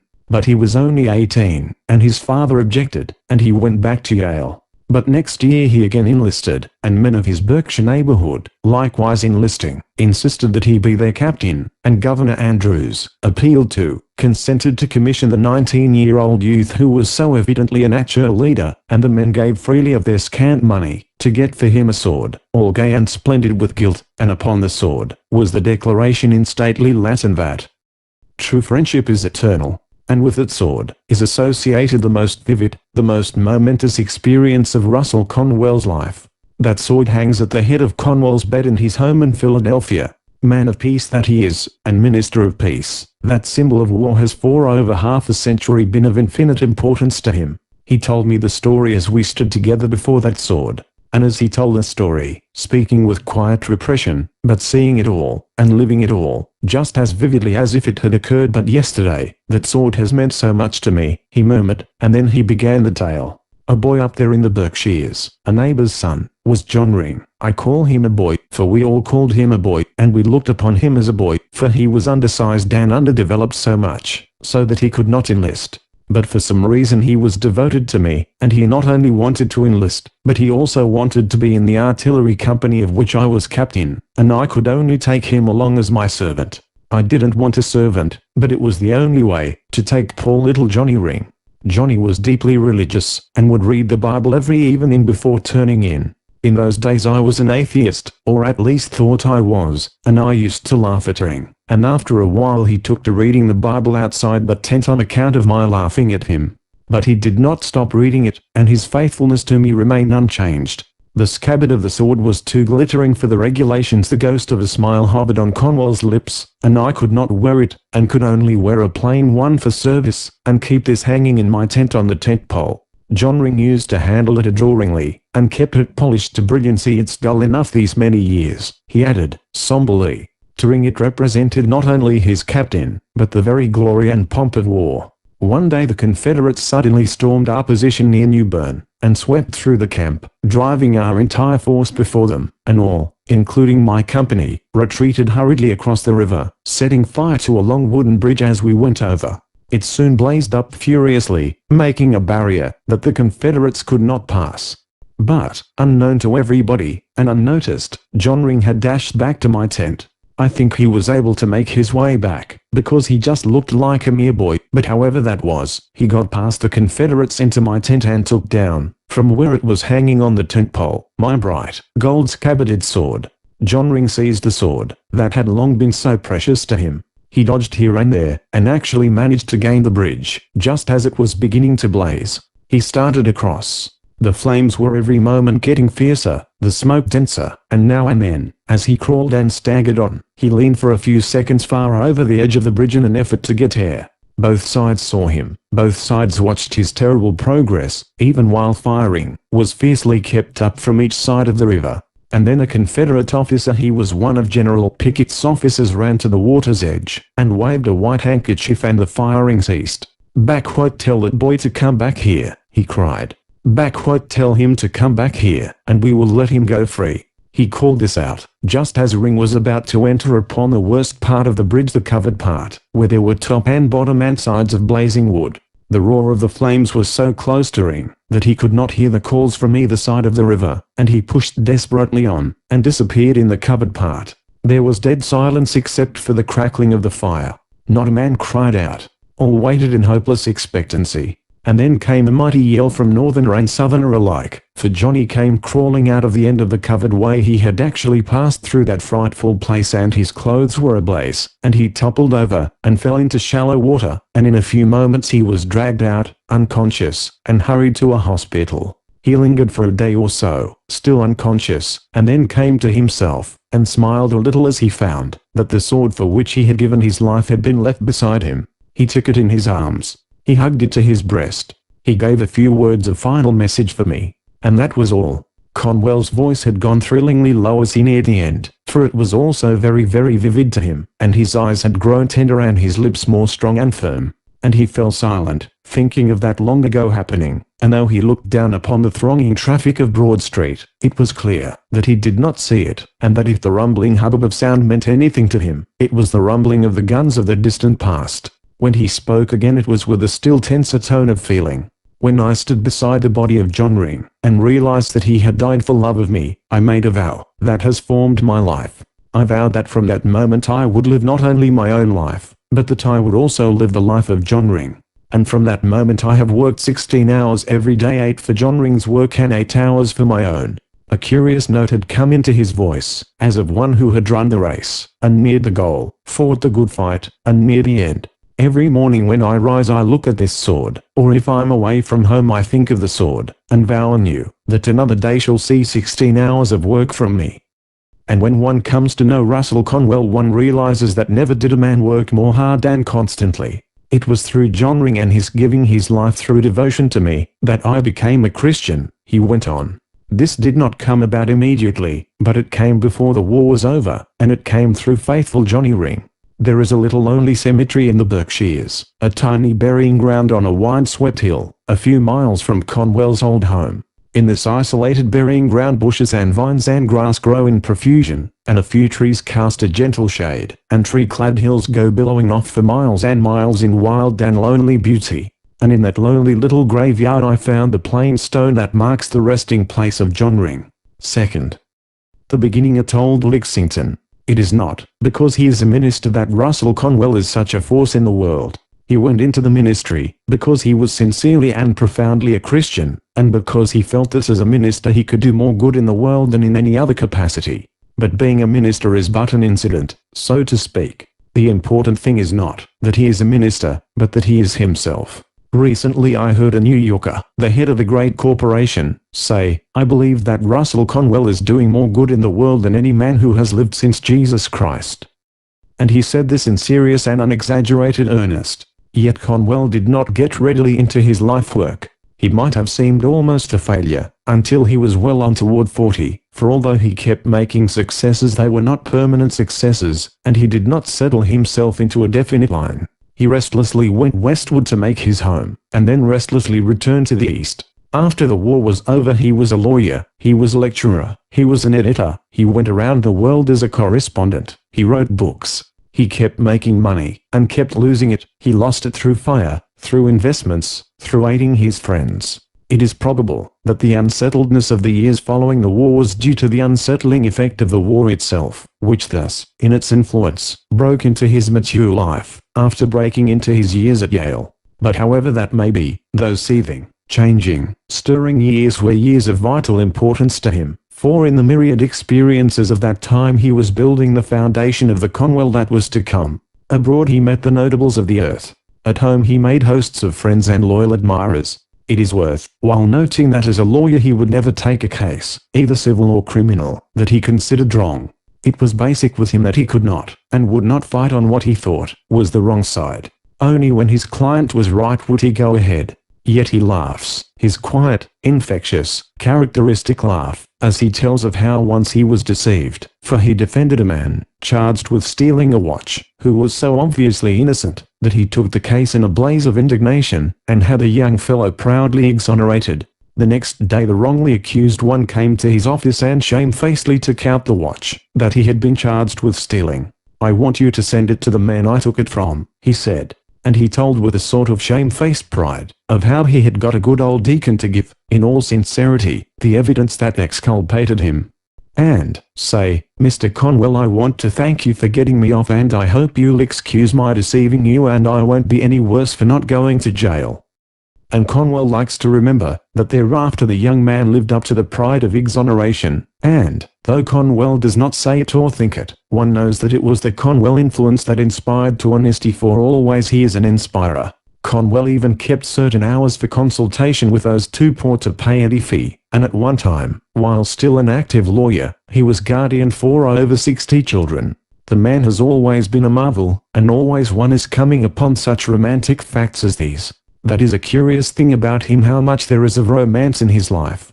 Worshipped to the End by John Ring, left for dead all night at Kennesaw Mountain, calmly singing nearer, my God, to thee, to quiet the passengers on a supposedly sinking ship, saving lives even when a boy, never disappointing a single audience of the thousands of audiences he has arranged to address during all his years of lecturing. He himself takes a little pride in this last point, and it is characteristic of him, that he has actually forgotten, that just once he did fail to appear. He has quite forgotten that one evening, on his way to a lecture, he stopped a runaway horse to save 2 women's lives, and went in consequence to a hospital instead of to the platform. And it is typical of him to forget that sort of thing. The emotional temperament of Conwell has always made him responsive to the great, the striking, the patriotic. He was deeply influenced by knowing John Brown, and his brief memories of Lincoln are intense, though he saw him but 3 times in all. The first time he saw Lincoln was on the night when the future president delivered the address, which afterward became so famous, in Cooper Union, New York. The name of Lincoln was then scarcely known, and it was by mere chance that young Conwell happened to be in New York on that day. But being there, and learning that Abraham Lincoln from the West was going to make an address, he went to hear him. He tells how uncouthly Lincoln was dressed, even with one trousers leg higher than the other, and of how awkward he was, and of how poorly, at first, he spoke, and with what apparent embarrassment. The chairman of the meeting got Lincoln a glass of water, and Conwell thought that it was from a personal desire to help him, and keep him from breaking down. But he loves to tell how Lincoln became a changed man as he spoke, how he seemed to feel ashamed of his brief embarrassment, and, pulling himself together, and putting aside the written speech which he had prepared, spoke freely and powerfully, with splendid conviction, as only a born orator speaks. To Conwell it was a tremendous experience. The second time he saw Lincoln was when he went to Washington, to plead for the life of one of his men who had been condemned to death for sleeping on post. He was still but a captain, his promotion to a colonelcy was still to come, a youth, and was awed by going into the presence of the man he worshipped. And his voice trembles a little, even now, as he tells of how pleasantly Lincoln looked up from his desk, and how cheerfully he asked his business with him, and of how absorbedly Lincoln then listened to his tale, although, so it appeared, he already knew of the main outline. "It will be all right," said Lincoln, when Conwell finished. But Conwell was still frightened. He feared that in the multiplicity of public matters this mere matter of the life of a mountain boy, a private soldier, might be forgotten till too late.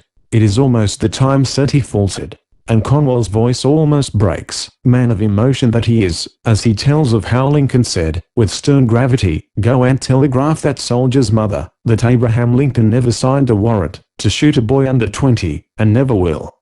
That was the one and only time that he spoke with Lincoln, and it remains an indelible impression. The third time he saw Lincoln was when, as officer of the day, he stood for hours beside the dead body of the president as it lay in state in Washington. In those hours, as he stood rigidly as the throng went shuffling sorrowfully through, an immense impression came to Colonel Conwell of the work and worth of the man who there lay dead, and that impression has never departed. John Brown, Abraham Lincoln, old revolutionary Lexington. How Conwell's life is associated with famous men and places, and it was actually at Lexington that he made the crucial decision as to the course of his life. And it seems to me that it was, although quite unconsciously, because of the very fact that it was Lexington that Conwell was influenced to decide, and to act as he did. Had it been in some other kind of place, some merely ordinary place, some quite usual place, he might not have taken the important step. But it was Lexington, it was brave old Lexington, inspiring Lexington, and he was inspired by it, for the man who himself inspires nobly is always the one who is himself open to noble inspiration. Lexington inspired him. When I was a lawyer in Boston and almost 37 years old, he told me, thinking slowly back into the years, I was consulted by a woman who asked my advice in regard to disposing of a little church in Lexington whose congregation had become unable to support it. I went out and looked at the place, and I told her how the property could be sold. But it seemed a pity to me that the little church should be given up. However, I advised a meeting of the church members, and I attended the meeting. I put the case to them. It was only a handful of men and women, and there was silence for a little. Then an old man rose, and, in a quavering voice, said the matter was quite clear, that there evidently was nothing to do but to sell, and that he would agree with the others in the necessity, but as the church had been his church home from boyhood, so he quavered and quivered on. He begged that they would excuse him from actually taking part and disposing of it, and in a deep silence he went haltingly from the room. The men and the women looked at one another, still silent, sadly impressed, but not knowing what to do. And I said to them, why not start over again, and go on with the church, after all? Typical Conwellism, that. First, the impulse to help those who need helping, then the inspiration and leadership. But the building is entirely too tumble down to use, said one of the men, sadly, and I knew he was right, for I had examined it, but I said, let us meet there tomorrow morning, and get to work on that building ourselves, and put it in shape for a service next Sunday. It made them seem so pleased and encouraged, and so confident, that a new possibility was opening, that I never doubted, that each one of those present, and many friends besides, would be at the building in the morning. I was there early with a hammer, an axe and crowbar, that I had secured, ready to go to work, but no one else showed up.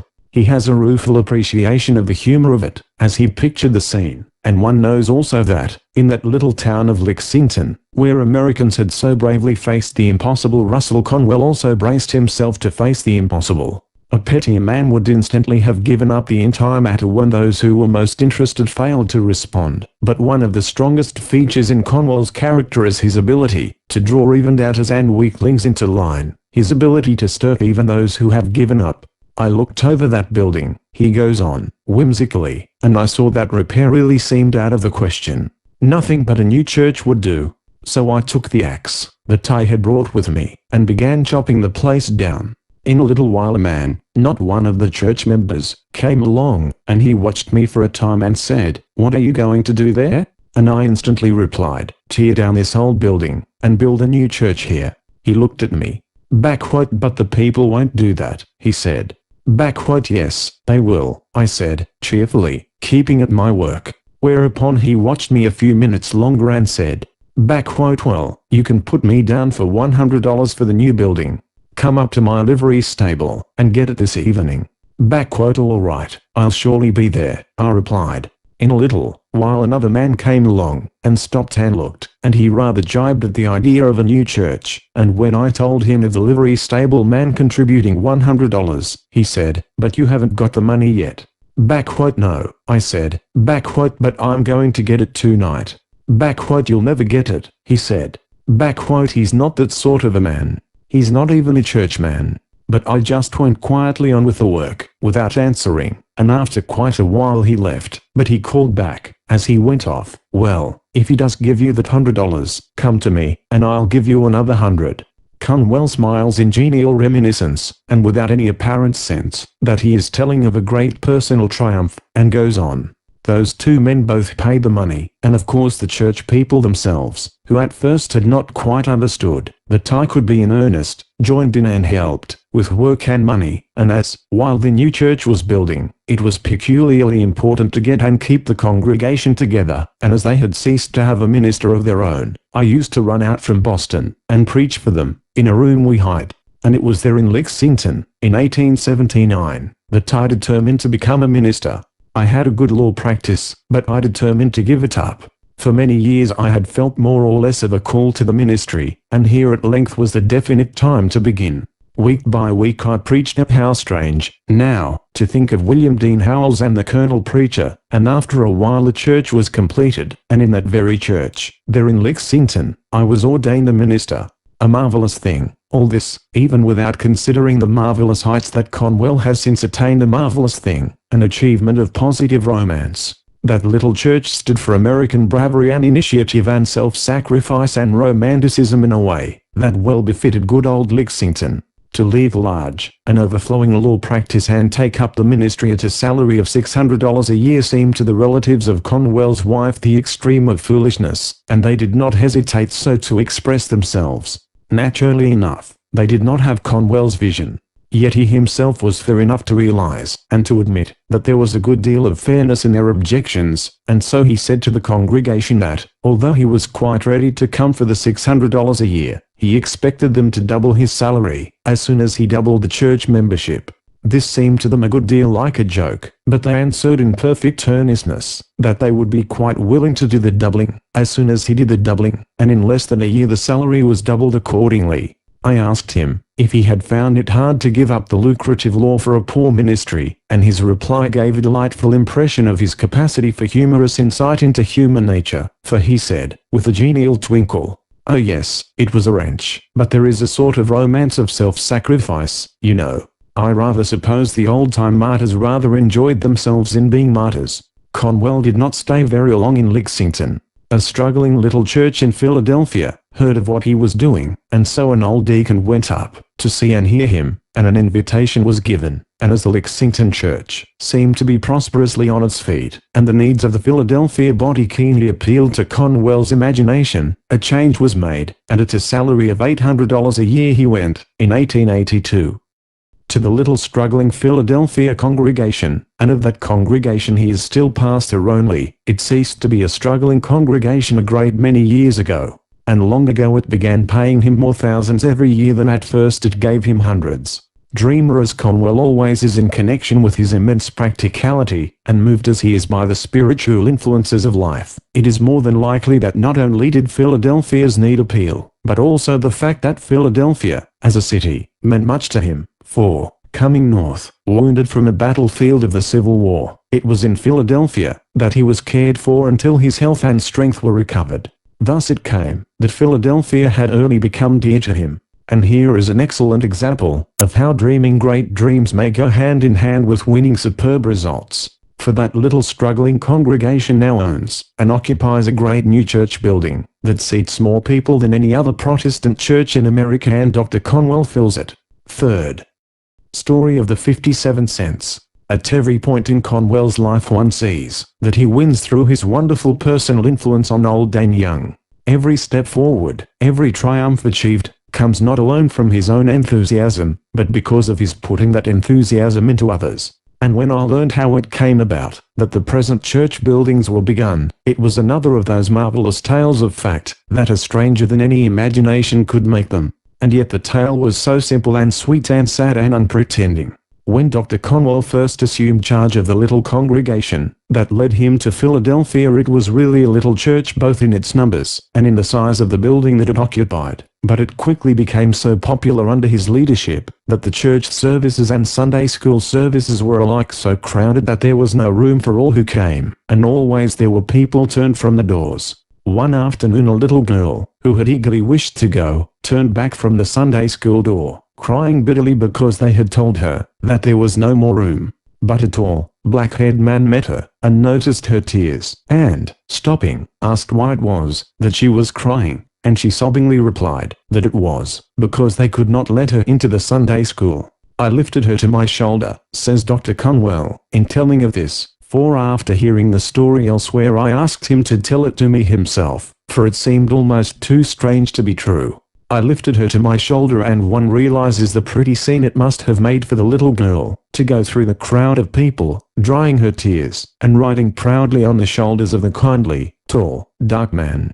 I said to her that I would take her in, and I did so, and I said to her that we should someday have a room big enough for all who should come. And when she went home she told her parents, I only learned this afterward, that she was going to save money to help build a larger church and Sunday school that Dr. Conwell wanted. Her parents pleasantly humored her in the idea and let her run errands and do little tasks to earn pennies, and she began dropping the pennies into her bank. She was a lovable little thing, but in only a few weeks after that she was taken suddenly ill and died, and at the funeral her father told me, quietly, of how his little girl had been saving money for a building fund.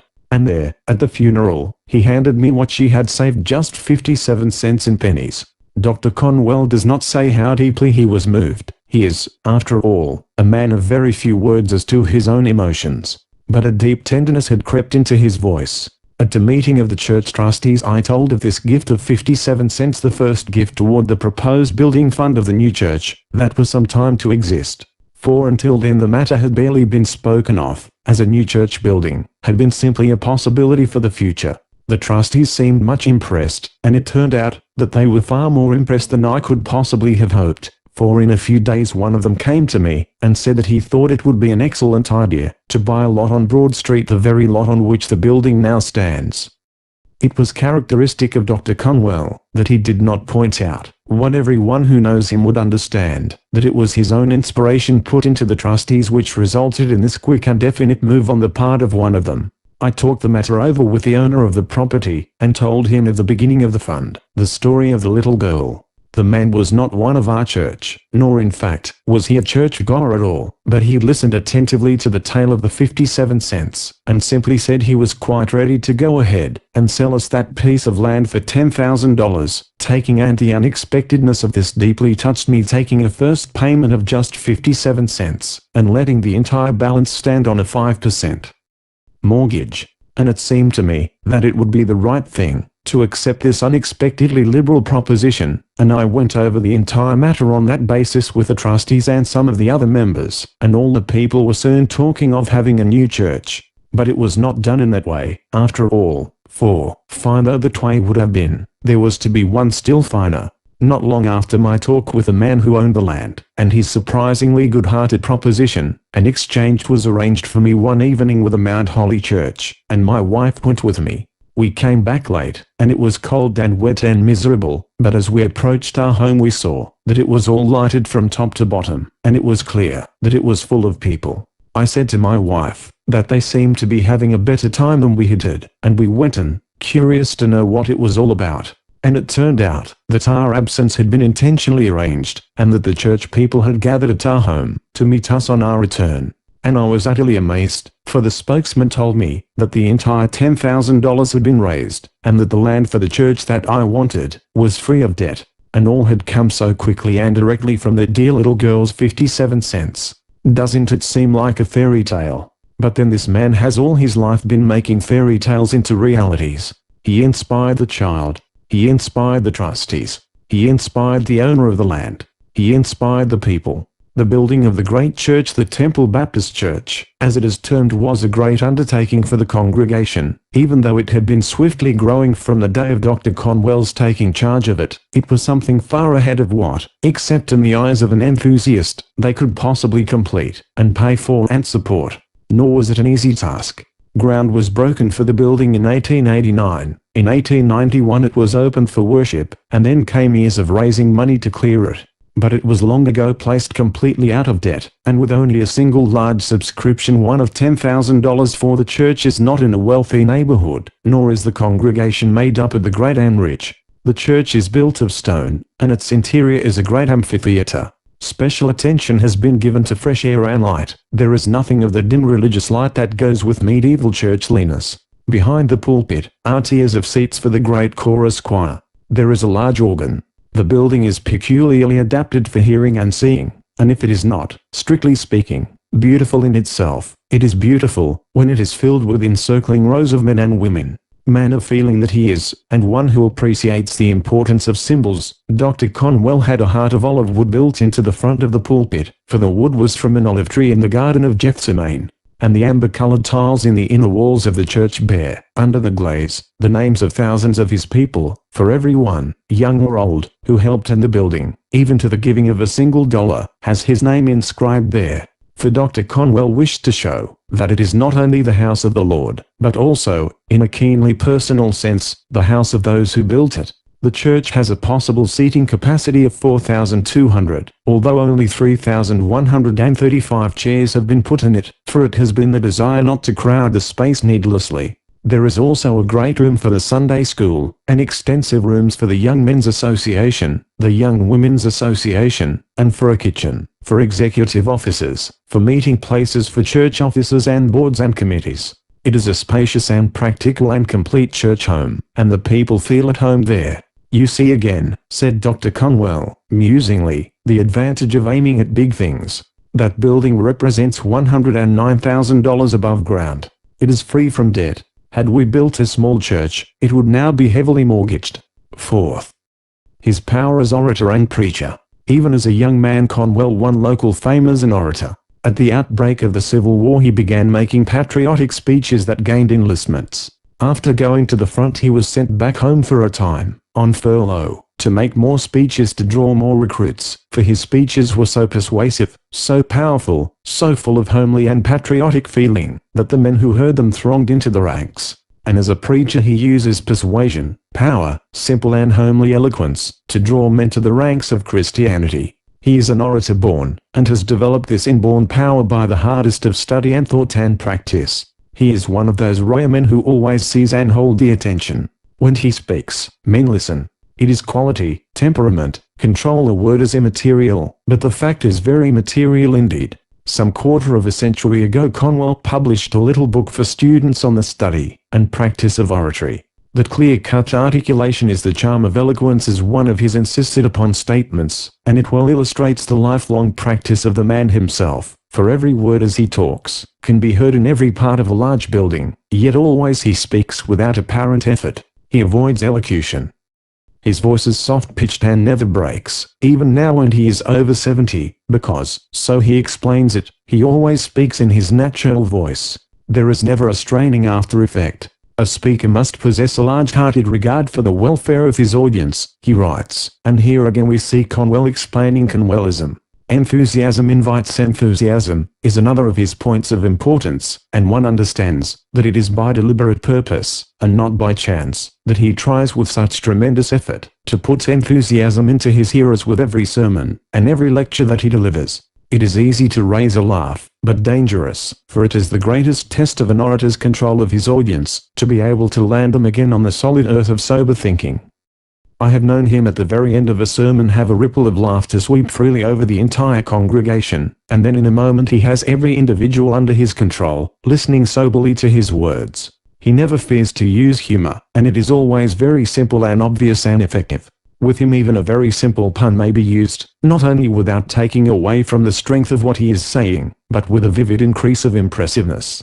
And when he says something funny it is in such a delightful and confidential way, with such a genial quiet infectious humorousness, that his audience is captivated. And they never think that he is telling something funny of his own. It seems, such is the skill of the man, that he is just letting them know of something humorous, that they are to enjoy with him. Be absolutely truthful and scrupulously clear, he writes, and with delightfully terse common sense, he says, use illustrations that illustrate, and never did an orator live up to this injunction more than does Conwell himself. Nothing is more surprising, nothing is more interesting, than the way in which he makes use as illustrations of the impressions and incidents of his long and varied life, and, whatever it is direct, an instant bearing on the progress of his discourse. He will refer to something that he heard a child say in a train yesterday. In a few minutes he will speak of something that he saw, or someone whom he met last month, or last year, or 10 years ago in Ohio, in California, in London, in Paris, in New York, in Bombay, and each memory, each illustration, is a hammer with which he drives home the truth. The vast number of places he has visited, and people he has met, the infinite variety of things his observant eyes have seen, give him his ceaseless flow of illustrations, and his memory and his skill make admirable use of them. It is seldom that he uses an illustration from what he has read. Everything is, characteristically, his own.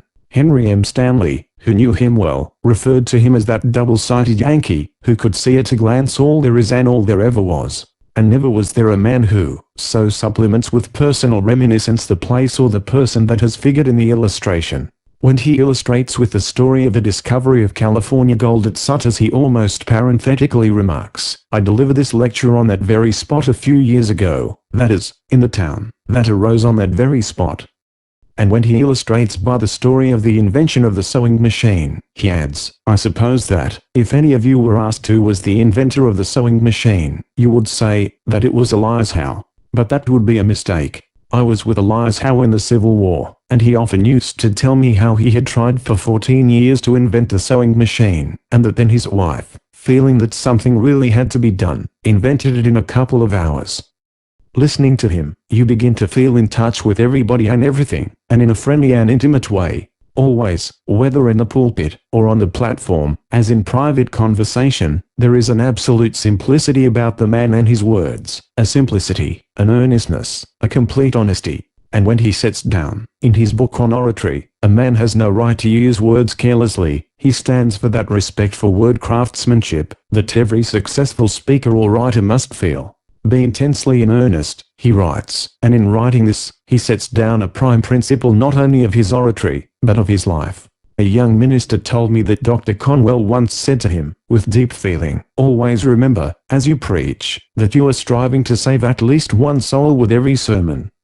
And to one of his close friends Dr. Conwell said, in one of his self-revealing conversations, "I feel, whenever I preach, that there is always one person in the congregation to whom, in all probability, I shall never preach again, and therefore I feel, that I must exert my utmost power in that last chance." And in this, even if this were all, one sees why each of his sermons is so impressive, and why his energy never lags. Always, with him, is the feeling that he is in the world to do all the good he can possibly do. Not a moment, not an opportunity, must be lost. The moment he rises and steps to the front of his pulpit, he has the attention of everyone in the building, and this attention he closely holds till he is through.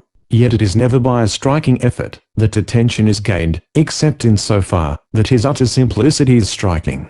I want to preach so simply that you will not think it preaching, but just that you are listening to a friend. I remember his saying, one Sunday morning, as he began his sermon, and then he went on just as simply as such homely, kindly, friendly words promised, and how effectively. He believes that everything should be so put as to be understood by all, and this belief he applies not only to his preaching, but to the reading of the Bible, whose descriptions he not only visualizes to himself, but makes vividly clear to his hearers, and this often makes for fascination in result.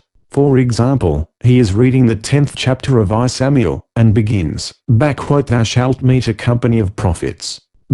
Singers, it should be translated, he puts in, lifting his eyes from the page, and looking out over his people. Then he goes on, taking this change as a matter of course, "Thou shalt meet a company of singers coming down from the high place." Whereupon he again interrupts himself, and in an irresistible explanatory aside, which instantly raises the desired picture in the mind of everyone, he says, "That means, from the little old church on the hill, you know." And how plain, and clear and real and interesting, most of all, interesting it is from this moment. Another man would have left it, that prophets were coming down from a high place, which would not have seemed at all alive or natural, and here, suddenly, Conwell has flashed his picture of the singers coming down from the little old church on the hill. There is magic in doing that sort of thing. And he goes on, now reading, "Thou shalt meet a company of singers coming down from the little old church on the hill, with a psaltery, and a tabret, and a pipe, and a harp, and they shall sing." Music is one of Conwell's strongest aids. He sings himself, sings as if he likes to sing, and often finds himself leading the singing, usually so, indeed, at the prayer meetings, and often, in effect, at the church services. I remember at one church service, that the choir leader was standing in front of the massed choir ostensibly leading the singing, but that Conwell himself, standing at the rear of the pulpit platform, with his eyes on his hymn book, silently swaying a little with the music and unconsciously beating time as he swayed, was just as unconsciously the real leader, for it was he whom the congregation were watching, and with him that they were keeping time. He never suspected it, he was merely thinking along with the music, and there was such a look of contagious happiness on his face as made everyone in the building similarly happy, for he possesses a mysterious faculty of imbuing others with his own happiness. Not only singers, but the modern equivalent of psaltery and tabret and cymbals, all have their place in Dr. Conwell's scheme of church service, for there may be a piano, and there may even be a trombone, and there is a great organ to help the voices, and at times there are chiming bells. His musical taste seems to tend toward the thunderous, or perhaps it is only that he knows there are times when people like to hear the thunderous, and are moved by it, and how the choir themselves like it. They occupy a great curving space behind the pulpit, and put their hearts into song, and as the congregation disperse, and the choir filter down, sometimes they are still singing, and some of them continue to sing as they go slowly out toward the doors.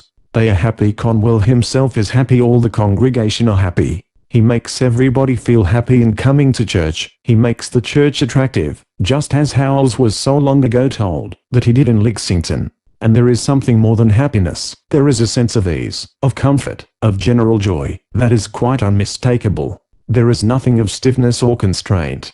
And with it all there is full reverence. It is no wonder that he is accustomed to fill every seat of the great building. His gestures are usually very simple. Now and then, when he works up to emphasis, he strikes one fist in the palm of the other hand. When he is through you do not remember that he has made any gestures at all, but the sound of his voice remains with you, and the look of his wonderful eyes. And though he is past the 70 years, he looks out over his people with eyes that still have the veritable look of youth. Like all great men, he not only does big things, but keeps in touch with myriad details. When his assistant, announcing the funeral of an old member, hesitates about the street 10 number, and says that they can be found in the telephone directory, Dr. Conwell's deep voice breaks quietly in with, "Such a number," giving it, Dorfin Street quietly, and in a low tone, yet everyone in the church hears distinctly every syllable of that low voice. His fund of personal anecdote, or personal reminiscence, is constant and illustrative in his preaching, just as it is when he lectures, and the reminiscences sweep through many years, and at times, are really startling in the vivid and home-like pictures they present of the famous folk of the past that he knew. One Sunday evening he made an almost casual reference to the time when he first met Garfield, then a candidate for the presidency. I asked Major McKinley, whom I had met in Washington, and whose home was in northern Ohio, as was that of Mr. Garfield, to go with me to Mr. Garfield's home and introduce me. When we got there, a neighbor had to find him. Jim. Jim, he called. You see, Garfield was just plain Jim to his old neighbors. It's hard to recognize a hero over your back fence. He paused a moment for the appreciative ripple to subside, and went on. We three talked there together. What a rare talking. That must have been McKinley, Garfield, and Conwell. We talked together, and after a while we got to the subject of hymns, and those two great men both told me how deeply they loved the old hymn, the old-time religion. Garfield especially loved it, so he told us, because the good old man who brought him up as a boy, and to whom he owed such gratitude, used to sing it at the pasture bars outside of the boys' window every morning, and young Jim knew, whenever he heard that old tune, that it meant it was time for him to get up. He said that he had heard the best concerts and the finest operas in the world, but had never heard anything he loved as he still loved the old-time religion. I forget what reason there was for McKinley's especially liking it, but he, as did Garfield, liked it immensely. What followed was a striking example of Conwell's intentness on losing no chance to fix an impression on his hearers' minds, and at the same time it was a really astonishing proof of his power to move and sway. For a new expression came over his face, and he said, as if the idea had only at that moment occurred to him as it most probably had, I think it's in our hymnal. And in a moment he announced the number, and the great organ struck up, and every person in the great church, every man, woman, and child joined in the swinging rhythm of verse after verse, as if they could never tire of the old-time religion. It is a simple melody, barely more than a single line of almost monotone music. It was good enough for mother, and it's good enough for me. It was good on the fiery furnace, and it's good enough for me. Thus it went on, with never wearying iteration, and each time with a refrain, more and more rhythmic and swaying. The old-time religion. The old-time religion. The old-time religion. It's good enough for me. That it was good for the Hebrew children. That it was good for Paul and Silas. That it will help you when you're dying. That it will show the way to heaven. All these, and still other lines were sung, with a sort of wailing softness, a curious monotone, a depth of earnestness. And the man who had worked this miracle of control, by evoking out of the past his memory of a meeting with two of the vanished great ones of the earth, stood before his people, leading them, singing with them, his eyes aglow with an inward light. His magic had suddenly set them into the spirit of the old camp meeting days, the days of pioneering and hardship, when religion meant so much to everybody, and even those who knew nothing of such things felt them, even if but vaguely. Every heart was moved and touched, and that old tune will sing in the memory of all who thus heard it, and sung it, as long as they live. The gift for inspiring others. The constant earnestness of Conwell, his desire to let no chance slip by of helping a fellowman, puts often into his voice, when he preaches, a note of eagerness, of anxiety. But when he prays, when he turns to God, his manner undergoes a subtle and unconscious change. A load has slipped off his shoulders, and has been assumed by a higher power. Into his bearing, dignified though it was, there comes an unconscious increase of the dignity. Into his voice, firm as it was before, there comes a deeper note of firmness. He is apt to fling his arms widespread as he prays, in a fine gesture that he never uses at other times, and he looks upward with the dignity of a man who, talking to a high being, is proud of being a friend and confidant. One does not need to be a Christian to appreciate the beauty and fineness of Conwell's prayers. He is likely at any time to do the unexpected, and he is so great a man, and has such control that whatever he does seems to everybody a perfectly natural thing. His sincerity is so evident, and whatever he does, is done so simply and naturally, that it is just a matter of course. I remember, during one church service, while the singing was going on, that he suddenly rose from his chair, and, kneeling beside it, on the open pulpit, with his back to the congregation, remained in that posture for several minutes. No one thought it strange. I was likely enough the only one who noticed it. His people are used to his sincerities, and this time it was merely that he had a few words to say quietly to God, and turned aside for a few moments to say them. His earnestness of belief in prayer makes him a firm believer in answers to prayer, and, in fact, to what may be termed the direct interposition of providence. Doubtless the mystic strain inherited from his mother has also much to do with this. He has a typically homely way of expressing it by one of his favorite maxims, one that he loves to repeat encouragingly to friends who are in difficulties themselves, or who know of the difficulties that are his, and this heartening maxim is, "Trust in God, and do the next thing." At one time in the early days of his church work in Philadelphia, a payment of $1,000 was absolutely needed to prevent a lawsuit in regard to a debt for the church organ. In fact, it was worse than a debt. It was a note signed by himself personally, that had become due. He was always ready to assume personal liability for debts of his church, and failure to meet the note would mean a measure of disgrace as well as marked church discouragement. He had tried all the sources that seemed open to him, but in vain. He could not openly appeal to the church members, in this case, for it was in the early days of his pastorate, and his zeal for the organ, his desire and determination to have it, as a necessary part of church equipment, had outrun the judgment of some of his best friends, including that of the deacon who had gone to Massachusetts for him. They had urged a delay till other expenses were met, and he had acted against their advice. He had tried such friends as he could, and he had tried prayer.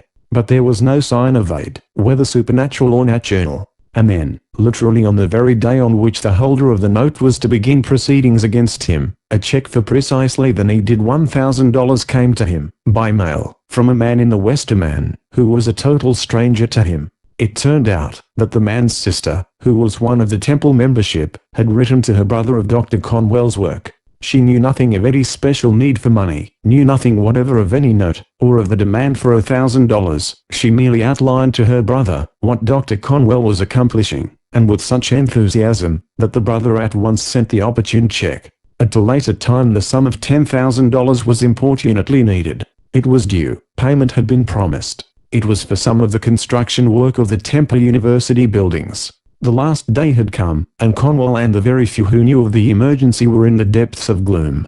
It was too large a sum to ask the church people to make up, for they were not rich, and they had already been giving splendidly, of their slender means, for the church, and then for the university. There was no rich man to turn to. The men famous for enormous charitable gifts have never let themselves be interested in any of the work of Russell Conwell. It would be unkind and gratuitous to suggest that it has been because their names could not be personally attached, or because the work is of an unpretentious kind among unpretentious people. It need merely be said that neither they nor their agents have cared to aid, except that one of the very richest, whose name is the most distinguished in the entire world as a giver, did once, in response to a strong personal application, give $3,500, this being the extent of the association of the wealthy with any of the varied Conwell work. So when it was absolutely necessary to have $10,000, the possibilities of money had been exhausted, whether from congregation or individuals. Russell Conwell, in spite of his superb optimism, is also a man of deep depressions, and this is because of the very fire and fervor of his nature, for always in such a nature there is a balancing.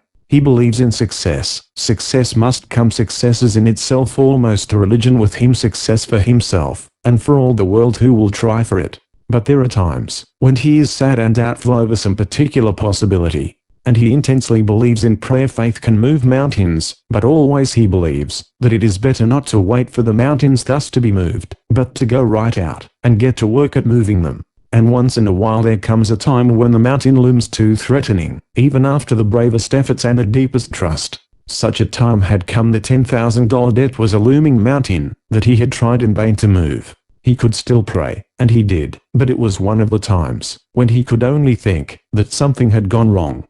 The dean of the university, who has been closely in touch with all his work for many years, told me of how, in a discouragement which was the more notable through contrast with his usual unfailing courage, he left the executive offices for his home, a couple of blocks away. He went away with everything looking dark before him. It was Christmas time, but the very fact of its being Christmas only added to his depression. Christmas was such an unnatural time for unhappiness. But in a few minutes he came flying back, radiant, overjoyed, sparkling with happiness, waving a slip of paper in his hand, which was a check for precisely $10,000, for he had just drawn it out of an envelope handed to him, as he reached home, by the mail carrier.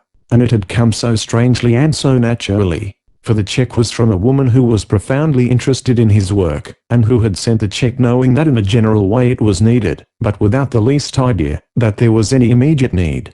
That was 8 or 9 years ago, but although the donor was told at the time that Dr. Conwell and all of us were most grateful for the gift, it was not until very recently that she was told how opportune it was, and the change it made in Dr. Conwell. He is a great man for maxims, and all of us who are associated with him know that one of his favorites is that "it will all come out right sometime."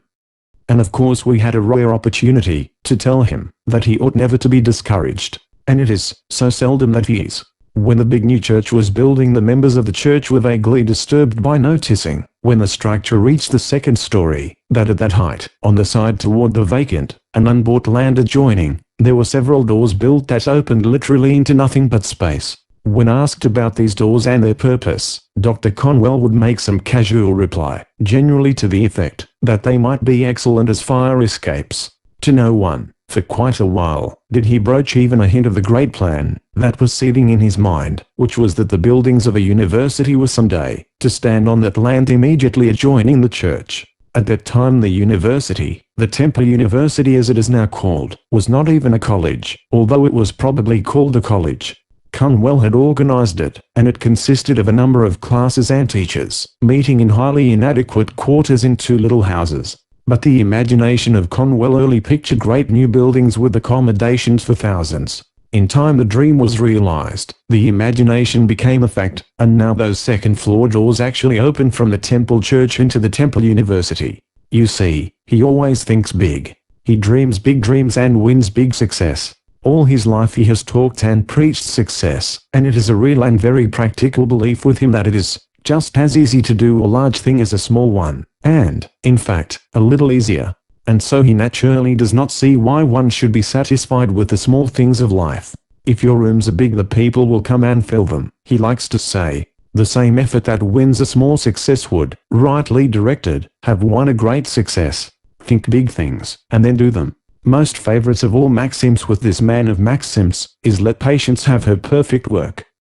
Over and over he loves to say it, and his friends laugh about his love for it, and he knows that they do, and laughs about it himself. "I tire them all," he says, "for they hear me say it every day."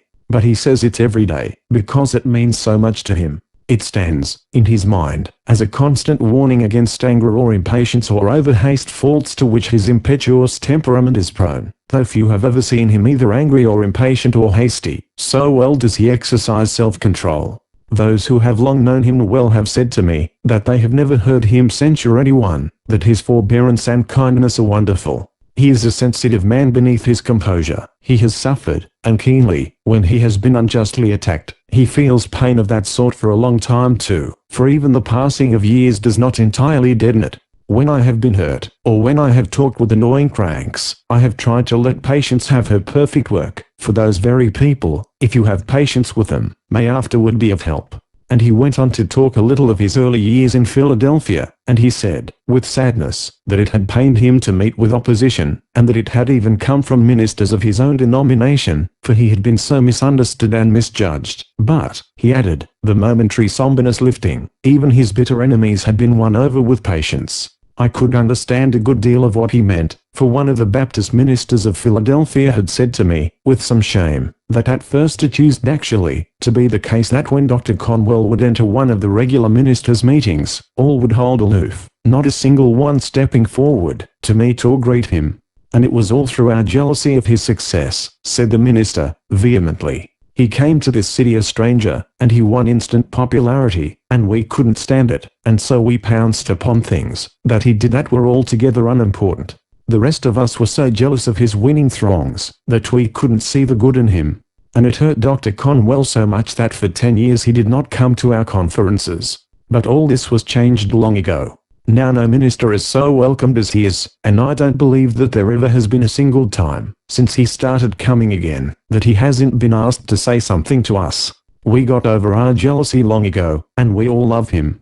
Nor is it only that the clergymen of his own denomination admire him, for not long ago, such having been Dr. Conwell's triumph in the city of his adoption, the rector of the most powerful and aristocratic church in Philadelphia voluntarily paid lofty tribute to his aims and ability, his work and his personal worth. He is an inspiration to his brothers in the ministry of Jesus Christ. So this Episcopalian rector wrote, "He is a friend to all that is good, a foe to all that is evil, a strength to the weak, a comforter to the sorrowing, a man of God." These words come from the heart of one who loves, honors, and reverences him for his character and his deeds.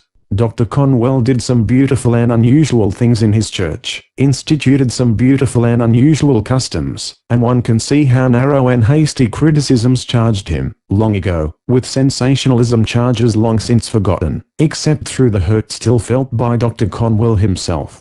They used to charge me with making a circus of the church, as if it were possible for me to make a circus of the church.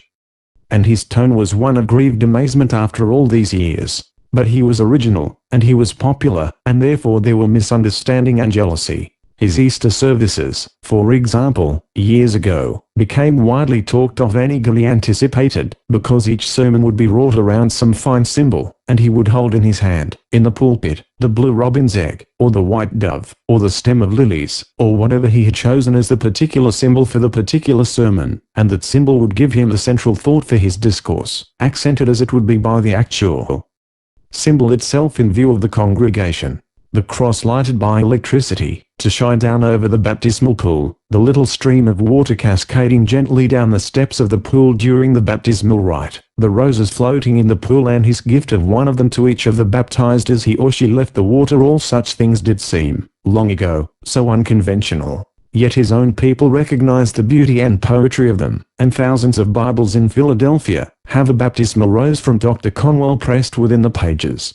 His constant individuality of mind, his constant freshness, alertness, brilliancy, warmth, sympathy, endear him to his congregation, and when he returns from an absence they bubble and effervesce over him, as if he were some brilliant new preacher just come to them. He is always new to them. Were it not that he possesses some remarkable quality of charm, he would long ago have become, so to speak, an old story, but instead of that he is to them an always new story, an always entertaining and delightful story. After all these years, it is not only that they still throng to hear him either preach or lecture, though that itself would be noticeable, but it is the delightful and delighted spirit with which they do it. Just the other evening I heard him lecture in his own church, just after his return from an absence, and every face beamed happily up at him to welcome him back, and every one listened as intently to his every word, as if he had never been heard there before. And when the lecture was over, a huge bouquet of flowers was handed up to him, and someone embarrassedly said a few words about its being, because he was home again. It was all as if he had just returned from an absence of months and he had been away just 5.5 days. Sixth, millions of heroes. That Conwell is not primarily a minister, that he is a minister because he is a sincere Christian, but that he is first of all and above Benedhem, a man who loves his fellow men, becomes more and more apparent as the scope of his life work is recognized. One almost comes to think that his pastorate of a great church is even a minor matter beside the combined importance of his educational work, his lecture work, his hospital work, his work in general as a helper to those who need help. For my own part, I should say that he is like some of the old-time prophets, the strong ones who found a great deal to attend to in addition to matters of religion. The power, the ruggedness, the physical and mental strength, the positive grandeur of the man, all these are like the general conceptions of the big Old Testament prophets. The suggestion is given only because it has often recurred, and therefore with the feeling that there is something more than fanciful in the comparison, and yet, after all, the comparison fails in one important particular, for none of the prophets seems to have had a sense of humor. It is perhaps better and more accurate to describe him as the last of the old school of American philosophers, the last of those sturdy-bodied, high-thinking, achieving men who, in the old days, did their best to set American humanity in the right path. Such men as Emerson, Alcott, Goff, Wendell Phillips, Garrison, Bayard Taylor, Beecher, men whom Conwell knew and admired in the long ago, and all of whom have long since passed away. And Conwell, in his going up and down the country, inspiring his thousands and thousands, is the survivor of that old-time group who used to travel about, dispensing wit and wisdom and philosophy and courage to the crowded benches of country lyceums, and the chairs of schoolhouses and town halls, or the larger and more pretentious gathering places of the cities.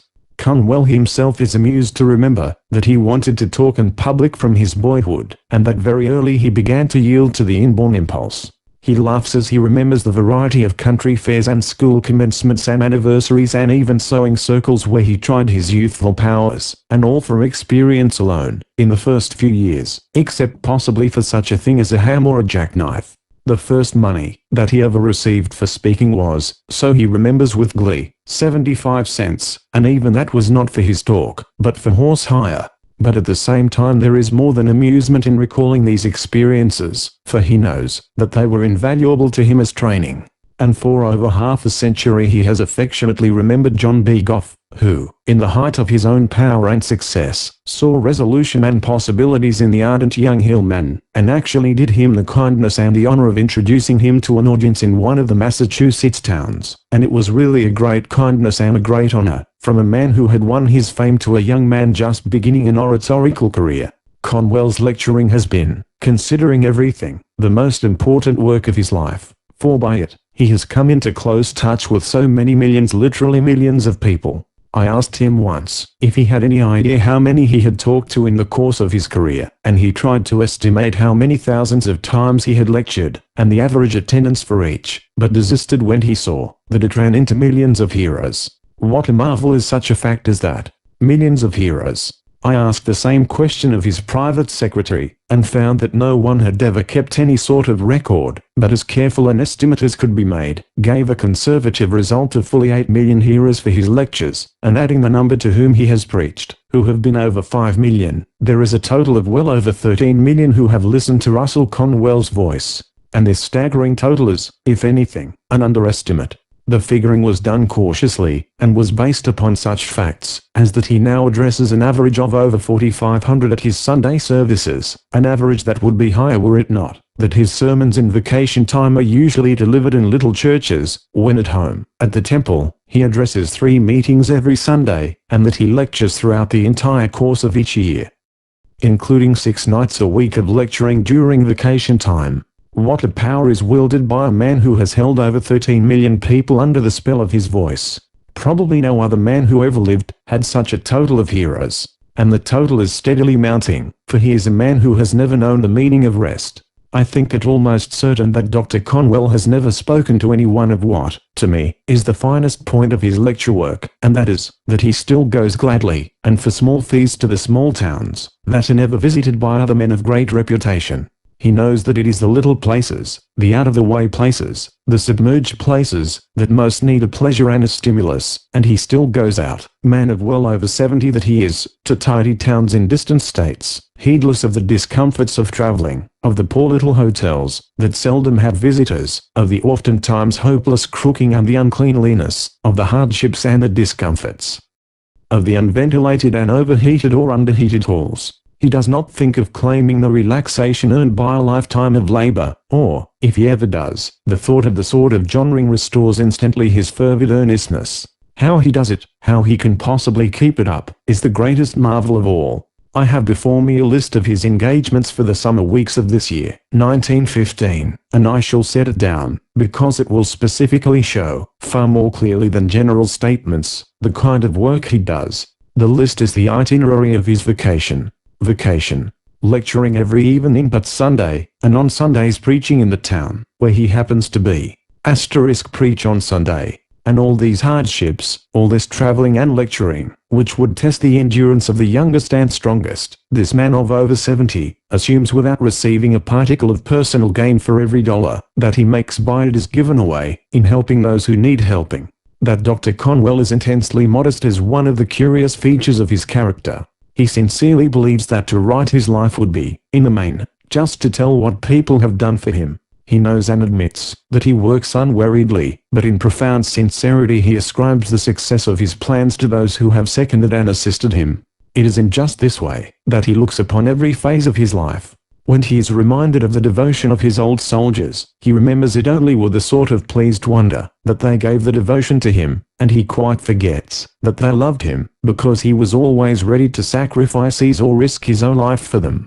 He deprecates praise. If anyone likes him, the liking need not be shown in words, but in helping along a good work. That his church has succeeded has been because of the devotion of the people. That the university has succeeded is because of the splendid work of the teachers and pupils. That the hospitals have done so much has been because of the noble services of physicians and nurses. To him, as he himself expresses it, realizing that success has come to his plans, it seems as if the realities are but dreams. He is astonished by his own success. He thinks mainly of his own shortcomings. God and man have ever been very patient with me. His depression is at times profound, when he compares the actual results with what he would like them to be, for always his hopes have gone soaring far in advance of achievement. It is the hitch or chariot to a star idea. His modesty goes hand in hand with kindliness, and I have seen him let himself be introduced in his own church to his congregation, when he is going to deliver a lecture there, just because a former pupil of the university was present who, Conwell knew, was ambitious to say something inside of the temple walls, and this seemed to be the only opportunity. I have noticed, when he travels, that the face of the newsboy brightens as he buys a paper from him, that the porter is all happiness, that conductor and brakeman are devotedly anxious to be obeyed. Everywhere the man wins love. He loves humanity and humanity responds to the love.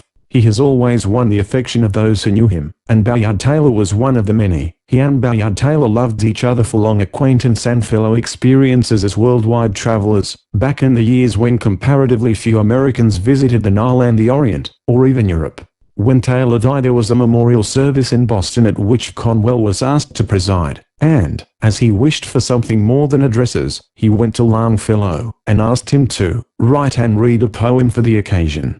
Longfellow had not thought of writing anything, and he was too ill to be present at the services, but, there always being something contagiously inspiring about Russell Conwell, when he wishes something to be done, the poet promised to do what he could. And he wrote, and sent the beautiful lines beginning, "Dead he lay among his books. The peace of God was in his looks." Many men of letters, including Ralph Waldo Emerson, were present at the services, and Dr. Conwell induced Oliver Wendell Holmes to read the lines, and they will listen to amid profound silence, to their fine ending. Conwell, in spite of his widespread hold on millions of people, has never won fame, recognition, general renown, compared with many men of minor achievements.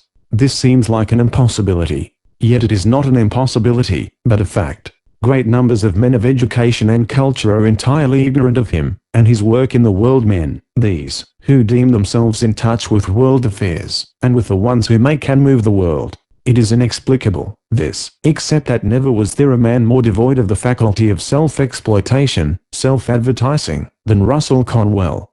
Nor, in the mere reading of them, do his words appeal with anything like the force of the same words uttered by himself, for always, with his spoken words, is his personality. Those who have heard Russell Conwell, or have known him personally, recognize the charm of the man and his immense forcefulness, but there are many, and among them those who control publicity through books and newspapers, who, though they ought to be the warmest in their enthusiasm, have never felt drawn to hear him, and, if they know of him at all, think of him as one who pleases in a simple way the commoner folk.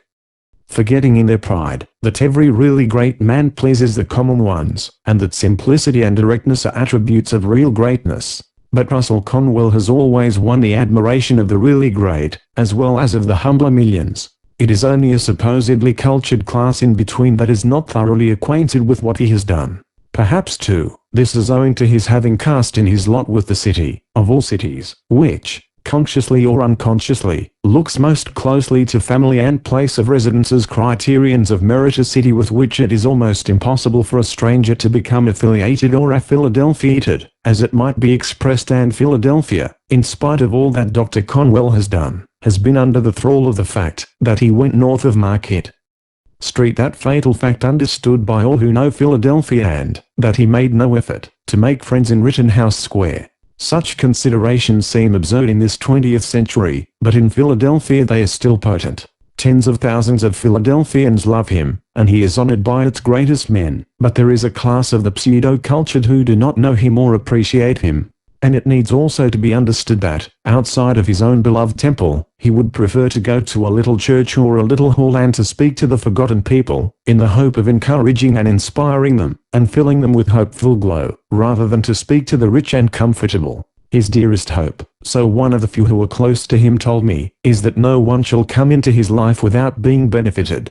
He does not say this publicly, nor does he for a moment believe that such a hope could be fully realized, but it is very dear to his heart, and no man spurred by such a hope, and thus bending all his thoughts toward the poor, the hard-working, the unsuccessful, is in a way to win honor from the scribes, for we have scribes now quite as much as when they were classed with Pharisees. It is not the first time in the world's history that scribes have failed to give their recognition to one whose work was not among the great and wealthy. That Conwell himself has seldom taken any part whatever in politics, except as a good citizen standing for good government, that, as he expresses it, he never held any political office, except that he was once on a school committee, and also that he does not identify himself with the so-called movements that from time to time catch public attention, but aims only and constantly at the quiet betterment of mankind.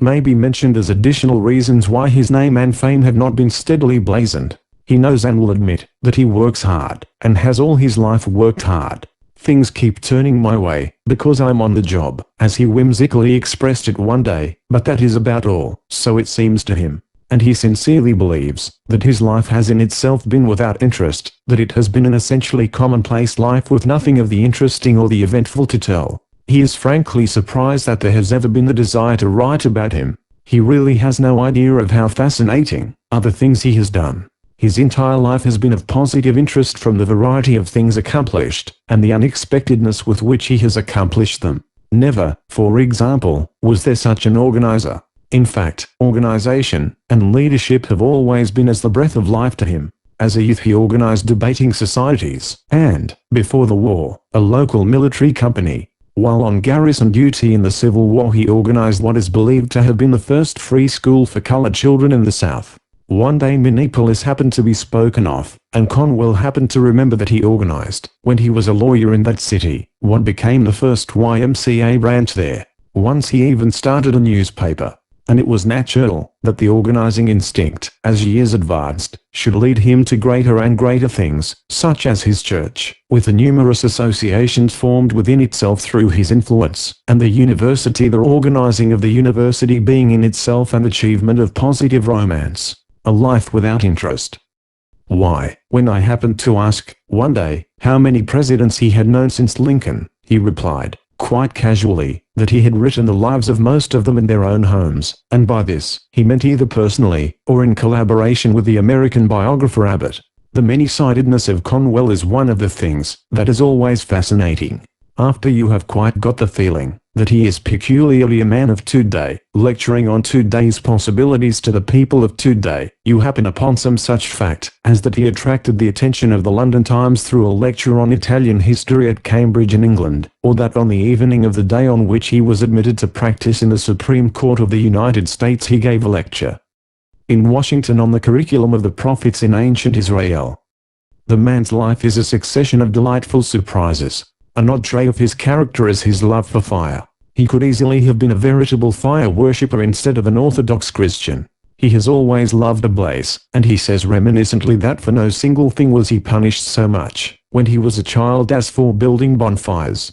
And after securing possession, as he did in middle age, of the house where he was born, and of a great acreage around about, he had one of the most enjoyable times of his life, in tearing down old buildings that needed to be destroyed, and in heaping up fallen trees and rubbish, and in piling great heaps of wood, and setting the great piles ablaze. You see, there is one of the secrets of his strength. He has never lost the capacity for fiery enthusiasm. Always too, in these later years he is showing his strength and enthusiasm in a positively noble way. He has for years been a keen sufferer from rheumatism and neuritis, but he has never permitted this to interfere with his work or plans. He makes little of his sufferings, and when he slowly makes his way, bent and twisted, downstairs, he does not want to be noticed. I'm all right, he will say, if anyone offers to help, and at such a time comes his nearest approach to impatience. He wants his suffering ignored. Strength has always been to him so precious a belonging, that he will not relinquish it while he lives. I'm all right. And he makes himself believe that he is all right, even though the pain becomes so severe as to demand massage. And he will still, even when suffering, talk calmly, or write his letters, or attend to whatever matters come before him. It is the Spartan boy hiding the pain of the gnawing fox, and he never has let pain interfere with his presence on the pulpit or the platform. He has once in a while gone to a meeting on crutches and then, by the force of will, and inspired by what he is to do, has stood before his audience or congregation, a man full of strength and fire and life. 7th. How a university was founded. The story of the foundation and rise of Temple University is an extraordinary story. It is not only extraordinary, but inspiring. It is not only inspiring, but full of romance. For the university came out of nothing, but the need of a young man and the fact that he told the need to one who, throughout his life, has felt the impulse to help anyone in need, and has always obeyed the impulse. I asked Dr. Conwell, up at his home in the Berkshires, to tell me himself just how the university began, and he said that it began because it was needed and succeeded because of the loyal work of the teachers. And when I asked for details he was silent for a while, looking off into the brooding twilight as it lay over the waters and the trees and the hills, and then he said, "It was all so simple, it all came about so naturally." One evening, after a service, a young man of the congregation came to me, and I saw that he was disturbed about something. I had him sit down by me, and I knew that in a few moments he would tell me what was troubling him. "Drive Conwell," he said, abruptly. "I earn but little money, and I see no immediate chance of earning more. I have to support not only myself, but my mother. It leaves nothing at all. Yet my longing is to be a minister. It is the one ambition of my life. Is there anything that I can do?" "Any man," I said to him, "with a proper determination and ambition can study sufficiently at night to win his desire." "I have tried to think so," said he, "but I have not been able to see anything clearly. I want to study, and am ready to give every spare minute to it, but I don't know how to get at it." I thought a few minutes, as I looked at him. He was strong in his desire, and in his ambition to fulfill it, strong enough, physically and mentally, for work of the body, and of the mind, and he needed something more than generalizations of sympathy. "Come to me one evening a week and I will begin teaching you myself," I said. "And at least you will in that way make a beginning." And I named the evening. His face brightened, and he eagerly said that he would come, and left me, but in a little while he came hurrying back again. "May I bring a friend with me?" he said. I told him to bring as many as he wanted to, for more than one would be an advantage, and when the evening came there were 6 friends with him. And that first evening I began to teach them the foundations of Latin. He stopped as if the story was over. He was looking out thoughtfully into the waning light, and I knew that his mind was busy with those days of the beginning of the institution he so loves, and whose continued success means so much to him. In a little while he went on. That was the beginning of it, and there is little more to tell. By the 3rd evening the number of pupils had increased to 40. Others joined in helping me, and a room was hired, then a little house, then a second house. From a few students and teachers we became a college. After a while our buildings went up on Broad Street alongside the Temple Church, and after another while we became a university. From the first our aim I noticed how quickly it had become our instead of my. Our aim was to give education to those who were unable to get it through the usual channels. And so that was really all there was to it. That was typical of Russell Conwell, to tell with brevity of what he has done, to point out the beginnings of something, and quite omit to elaborate as to the results. And that, when you come to know him, is precisely what he means you to understand that it is the beginning of anything that is important, and that if a thing is but earnestly begun, and set going in the right way, it may just as easily develop big results as little results. But his story was very far indeed from being all there was to it, for he had quite omitted to state the extraordinary fact that, beginning with those 7 pupils, coming to his library on an evening in 1884, the Temple University has numbered, up to commencement time in 1915, 88,821 students. nearly 100,000 students, and in the lifetime of the founder. Really, the magnitude of such a work cannot be exaggerated, nor the vast importance of it, when it is considered that most of these 88,000 students would not have received their education had it not been for Temple University. And it all came from the instant response of Russell Conwell to the immediate need, presented by a young man without money. "And there is something else I want to say," said Dr. Conwell, unexpectedly. "I want to say, more fully than a mere casual word, how nobly the work was taken up by volunteer helpers, professors from the University of Pennsylvania and teachers from the public schools and other local institutions gave freely, of what time they could until the new venture was firmly on its way. I honor those who came so devotedly to help. And it should be remembered that in those early days the need was even greater than it would now appear, for there were then no night schools or manual training schools. Since then the city of Philadelphia has gone into such work, and as fast as it has taken up certain branches the Temple University has put its energy into the branches just higher. And there seems no lessening of the need of it," he added, ponderingly. "No, there is certainly no lessening of the need of it.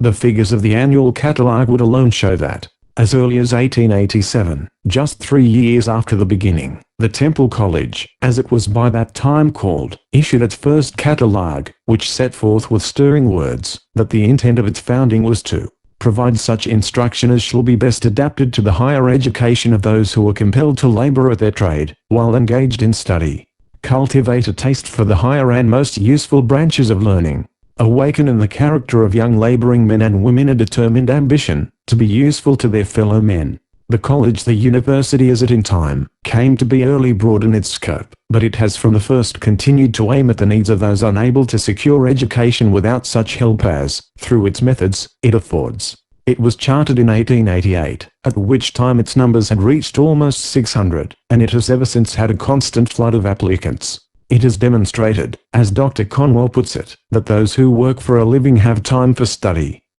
And he, though he does not himself add this, has given the opportunity. He feels especial pride in the features by which lectures and recitations are held at practically any hour which best suits the convenience of the students. If any 10 students join in request for any hour from 9 in the morning to 10 at night, a class is arranged for them to meet that request. This involves the necessity for a much larger number of professors and teachers than would otherwise be necessary, but that is deemed a slight consideration in comparison with the immense good done by meeting the needs of workers. Also President Conwell, for of course he is the president of the university, is proud of the fact that the privilege of graduation depends entirely upon knowledge gained, that graduation does not depend upon having listened to any set number of lectures, or upon having attended for so many terms or years. If a student can do 4 years' work in 2 years, or in 3, he is encouraged to do it, and if he cannot even do it in 4, he can have no diploma. Obviously, there is no place at Temple University for students who care only for a few years of leisure ease. It is a place for workers, and not at all for those who merely wish to be able to boast that they attended a university. The students have come largely from among railroad clerks, bank clerks, bookkeepers, teachers, preachers, mechanics, salesmen, drug clerks, city and United States government employees, widows, nurses, housekeepers, brakemen, firemen, engineers, motormen, conductors, and shop hands. It was when the college became strong enough and sufficiently advanced in scholarship and standing, and broad enough in scope, to win the name of university, that this title was officially granted to it by the state of Pennsylvania, in 1907, and now its educational plan includes 3 distinct school systems. First, it offers a high school education to the student, who has to quit school, after leaving the grammar school. Second, it offers a full college education, with the branches taught in long-established high-grade colleges, to the student who has to quit on leaving the high school. Third, it offers further scientific or professional education to the college graduate who must go to work immediately on quitting college, but who wishes to take up some such course as law or medicine or engineering.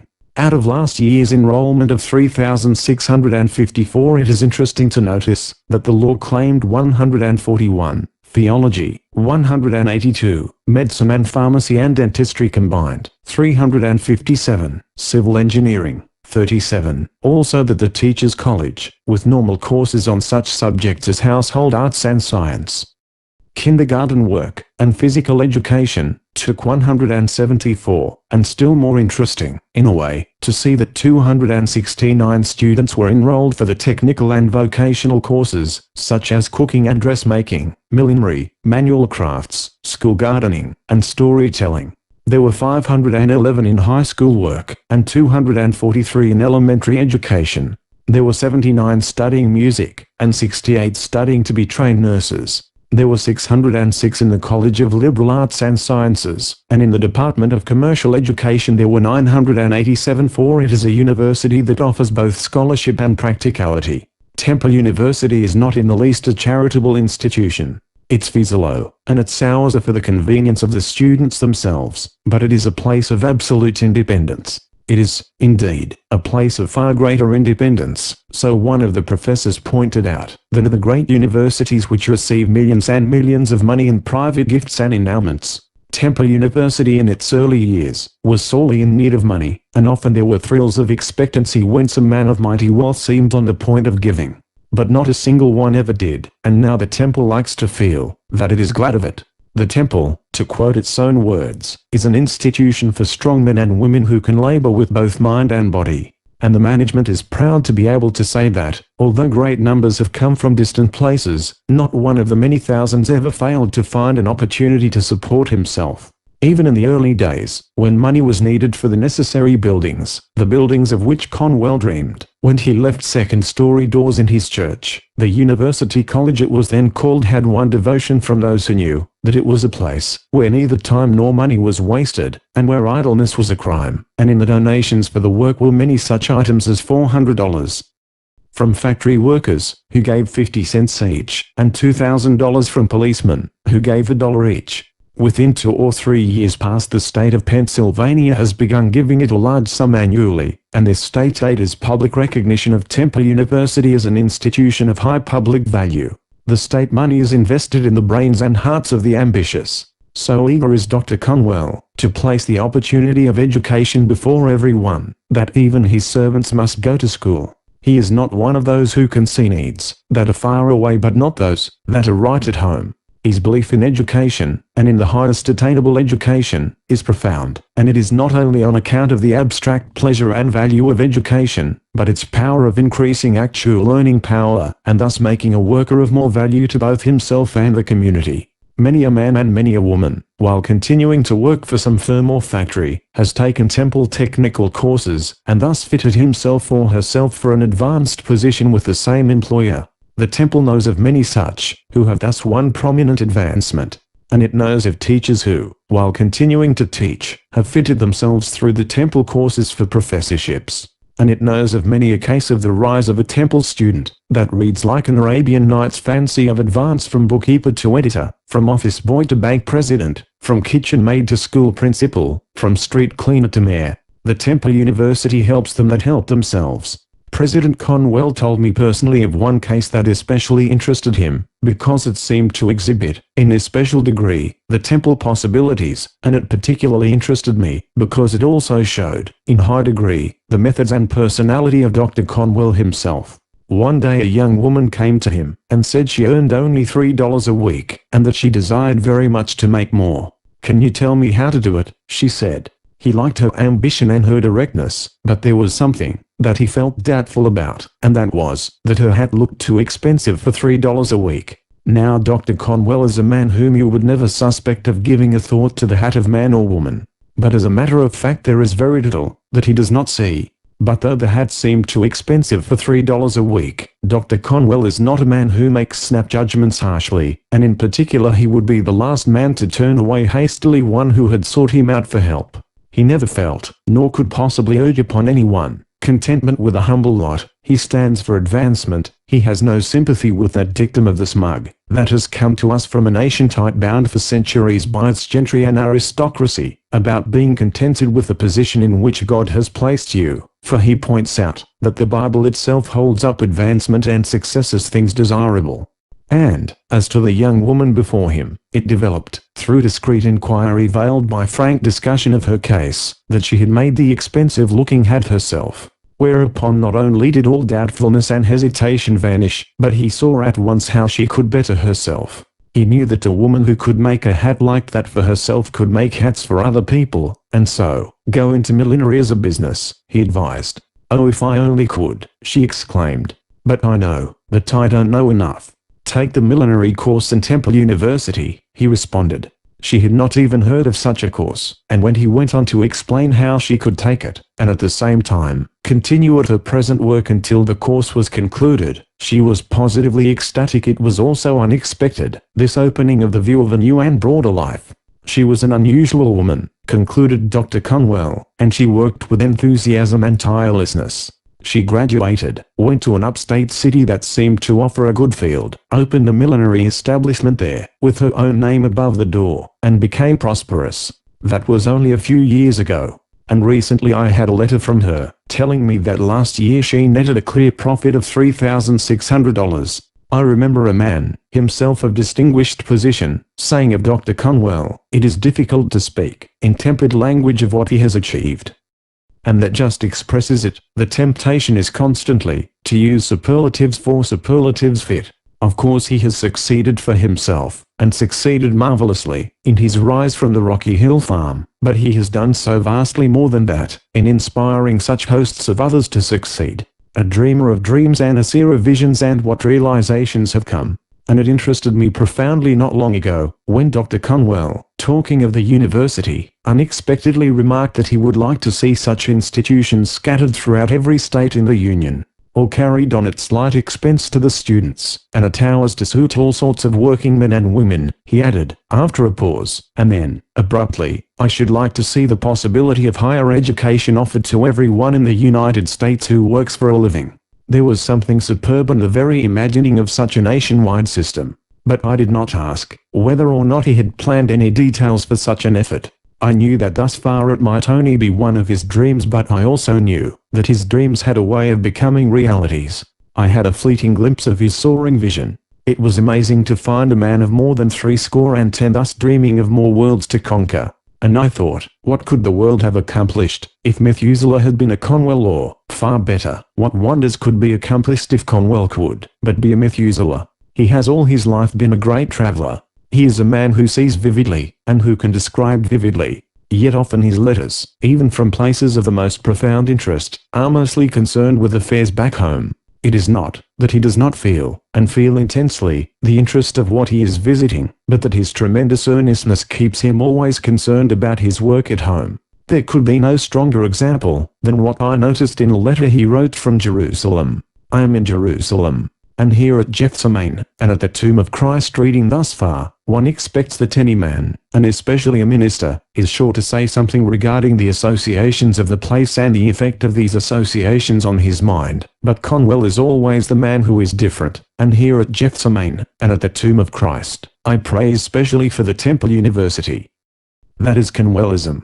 That he founded a hospital, a work in itself great enough for even a great life, is but one among the striking incidents of his career.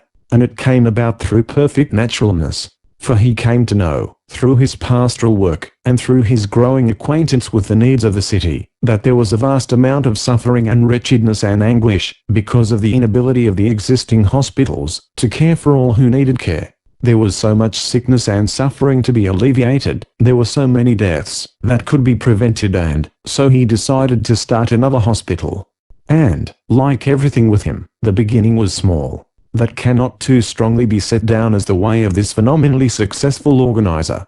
Most men would have to wait until a big beginning could be made, and so would most likely never make a beginning at all. But Conwell's way is to dream of future bigness, but be ready to begin at once, no matter how small or insignificant the beginning may appear to others. 2 rented rooms, 1 nurse, 1 patient. This was the humble beginning, in 1891, of what has developed into the Great Samaritan Hospital. In a year there was an entire house, fitted up with wards and operating room. Now it occupies several buildings, including and adjoining that first one, and a great new structure is planned. But even as it is, it has 170 beds, is fitted with all modern hospital appliances, and has a large staff of physicians, and the number of surgical operations performed there is very large. It is open to sufferers of any race or creed, and the poor are never refused admission, the rule being that treatment is free for those who cannot pay, but that such as can afford it shall pay according to their means. and the hospital has a kindly feature that endears it to patients and their relatives alike, and that is that, by Dr. Conwell's personal order, there are not only the usual weekday hours for visiting, but also one evening a week, and every Sunday afternoon. For otherwise, as he says, many would be unable to come, because they could not get away from their work. A little over 8 years ago another hospital was taken in charge, the Gerritsen, not founded by Conwell, this one, but acquired, and promptly expanded in its usefulness. Both the Samaritan and the Gerritsen are part of Temple University. The Samaritan Hospital has treated, since its foundation, up to the middle of 1915, 29,301 patients, the Gerritsen, in its shorter life, 5,923. Including dispensary cases as well as house patients, the two hospitals together, under the headship of President Conwell, have handled over 400,000 cases. How Conwell can possibly meet the multifarious demands upon his time, is in itself a miracle. He is the head of the great church, he is the head of the university, he is the head of the hospitals, he is the head of everything with which he is associated. And he is not only nominally, but very actively, the head. 8th. His splendid efficiency. Conwell has a few strong and efficient executive helpers who have long been associated with him, men and women who know his ideas and ideals, who are devoted to him, and who do their utmost to relieve him, and of course there is very much that is thus done for him, but even as it is, he is so overshadowing a man, there is really no other word, that all who work with him look to him for advice and guidance, the professors and the students, the doctors and the nurses, the church officers, the Sunday school teachers, the members of his congregation. And he is never too busy to see anyone who really wishes to see him. He can attend to a vast intricacy of detail, and answer myriad personal questions and doubts, and keep the great institution splendidly going, by thorough systematization of time, and by watching every minute. He has several secretaries, for special work, besides his private secretary. His correspondence is very great. Often he dictates to a secretary as he travels on the train. Even in the few days for which he can run back to the Berkshires, work is awaiting him. Work follows him. And after knowing of this, one is positively amazed that he is able to give to his country-wide lectures the time and the traveling that they inexorably demand. Only a man of immense strength, of the greatest stamina, a veritable superman, could possibly do it. And at times one quite forgets, noticing the multiplicity of his occupations, that he prepares 2 sermons and 2 talks on Sunday. Here is his usual Sunday schedule. When at home, he rises at 7 and studies until breakfast, which is at 8:30. Then he studies until 9:45, when he leads a men's meeting at which he is likely also to play the organ, and lead the singing. At 10:30 is the principal church service, at which he preaches, and at the close of which he shakes hands with hundreds. He dines at 1, after which he takes 15 minutes rest and then reads, and at 3 o'clock he addresses, in a talk, that is like another sermon, a large class of men, not the same men as in the morning. He is also sure to look in at the regular session of the Sunday school. Home again, where he studies and reads until supper time. At 7:30 is the evening service, at which he again preaches, and after which he shakes hands with several hundred more and talks personally, in his study, with any who have need of talk with him. He is usually home by 10:30. I spoke of it, one evening, as having been a strenuous day, and he responded, with a cheerfully whimsical smile, 3 sermons and shook hands with 900. That evening, as the service closed, he had said to the congregation, "I shall be here for an hour. We always have a pleasant time together after service. If you are acquainted with me, come up and shake hands. If you are strangers, just the slightest of pauses, come up, and let us make an acquaintance that will last for eternity." I remember how simply and easily this was said, in his clear, deep voice, and how impressive and important it seemed, and with what unexpectedness it came. Come and make an acquaintance that will last for eternity. And there was a serenity about his way of saying this which would make strangers think, just as he meant them to think, that he had nothing whatever to do, but to talk with them. Even his own congregation have, most of them, little conception of how busy a man he is, and how precious is his time. One evening last June, to take an evening of which I happen to know, he got home from a journey of 200 miles at 6 o'clock, and after dinner and a slight rest went to the church prayer meeting, which he led in his usual vigorous way at such meetings, playing the organ, and leading the singing, as well as praying and talking. After the prayer meeting he went to 2 dinners in succession, both of them important dinners in connection with the close of the university year, and at both dinners he spoke. At the second dinner he was notified of the sudden illness of a member of his congregation, and instantly hurried to the man's home and thence to the hospital to which he had been removed, and there he remained at the man's bedside, or in consultation with the physicians, until 1 in the morning. Next morning he was up at 7, and again at work. "This one thing I do," is his private maxim of efficiency, and a literalist might point out that he does not one thing only, but 1,000 things, not getting Conwell's meaning, which is that whatever the thing may be which he is doing he lets himself think of nothing else, until it is done. Dr. Conwell has a profound love for the country, and particularly for the country of his own youth. He loves the wind that comes sweeping over the hills. He loves the wide-stretching views from the heights and the forest intimacies of the nestled nooks. He loves the rippling streams. He loves the wild flowers that nestle in seclusion or that unexpectedly paints a mountain meadow with delight. He loves the very touch of the earth, and he loves the great bare rocks. He writes verses at times. At least he has written lines for a few old tunes, and it interested me greatly to chance upon some lines of his that picture heaven in terms of the Berkshires. The wide-stretching valleys in colors so fadeless, where trees are all deathless and flowers bloom. That is heaven in the eyes of a New England hillman. Not golden pavement and ivory palaces, but valleys and trees and flowers and the wide sweep of the open. Few things please him more than to go, for example, blackberrying, and he has a knack of never scratching his face or his fingers when doing so. And he finds blackberrying, whether he goes alone or with friends, an extraordinarily good time for planning something he wishes to do, or working out the thought of a sermon. And fishing is even better, for in fishing he finds immense recreation and restfulness, and at the same time a further opportunity to think and plan. As a small boy he wished that he could throw a dam across the trout brook that runs near the little Conwell home, and as he never gives up he finally realized the ambition, although it was after half a century. And now he has a big pond, 3/4 of a mile long by half a mile wide, lying in front of the house. Down a slope from it a pond stocked with splendid pickerel. He likes to float about restfully on this pond, thinking or fishing, or both.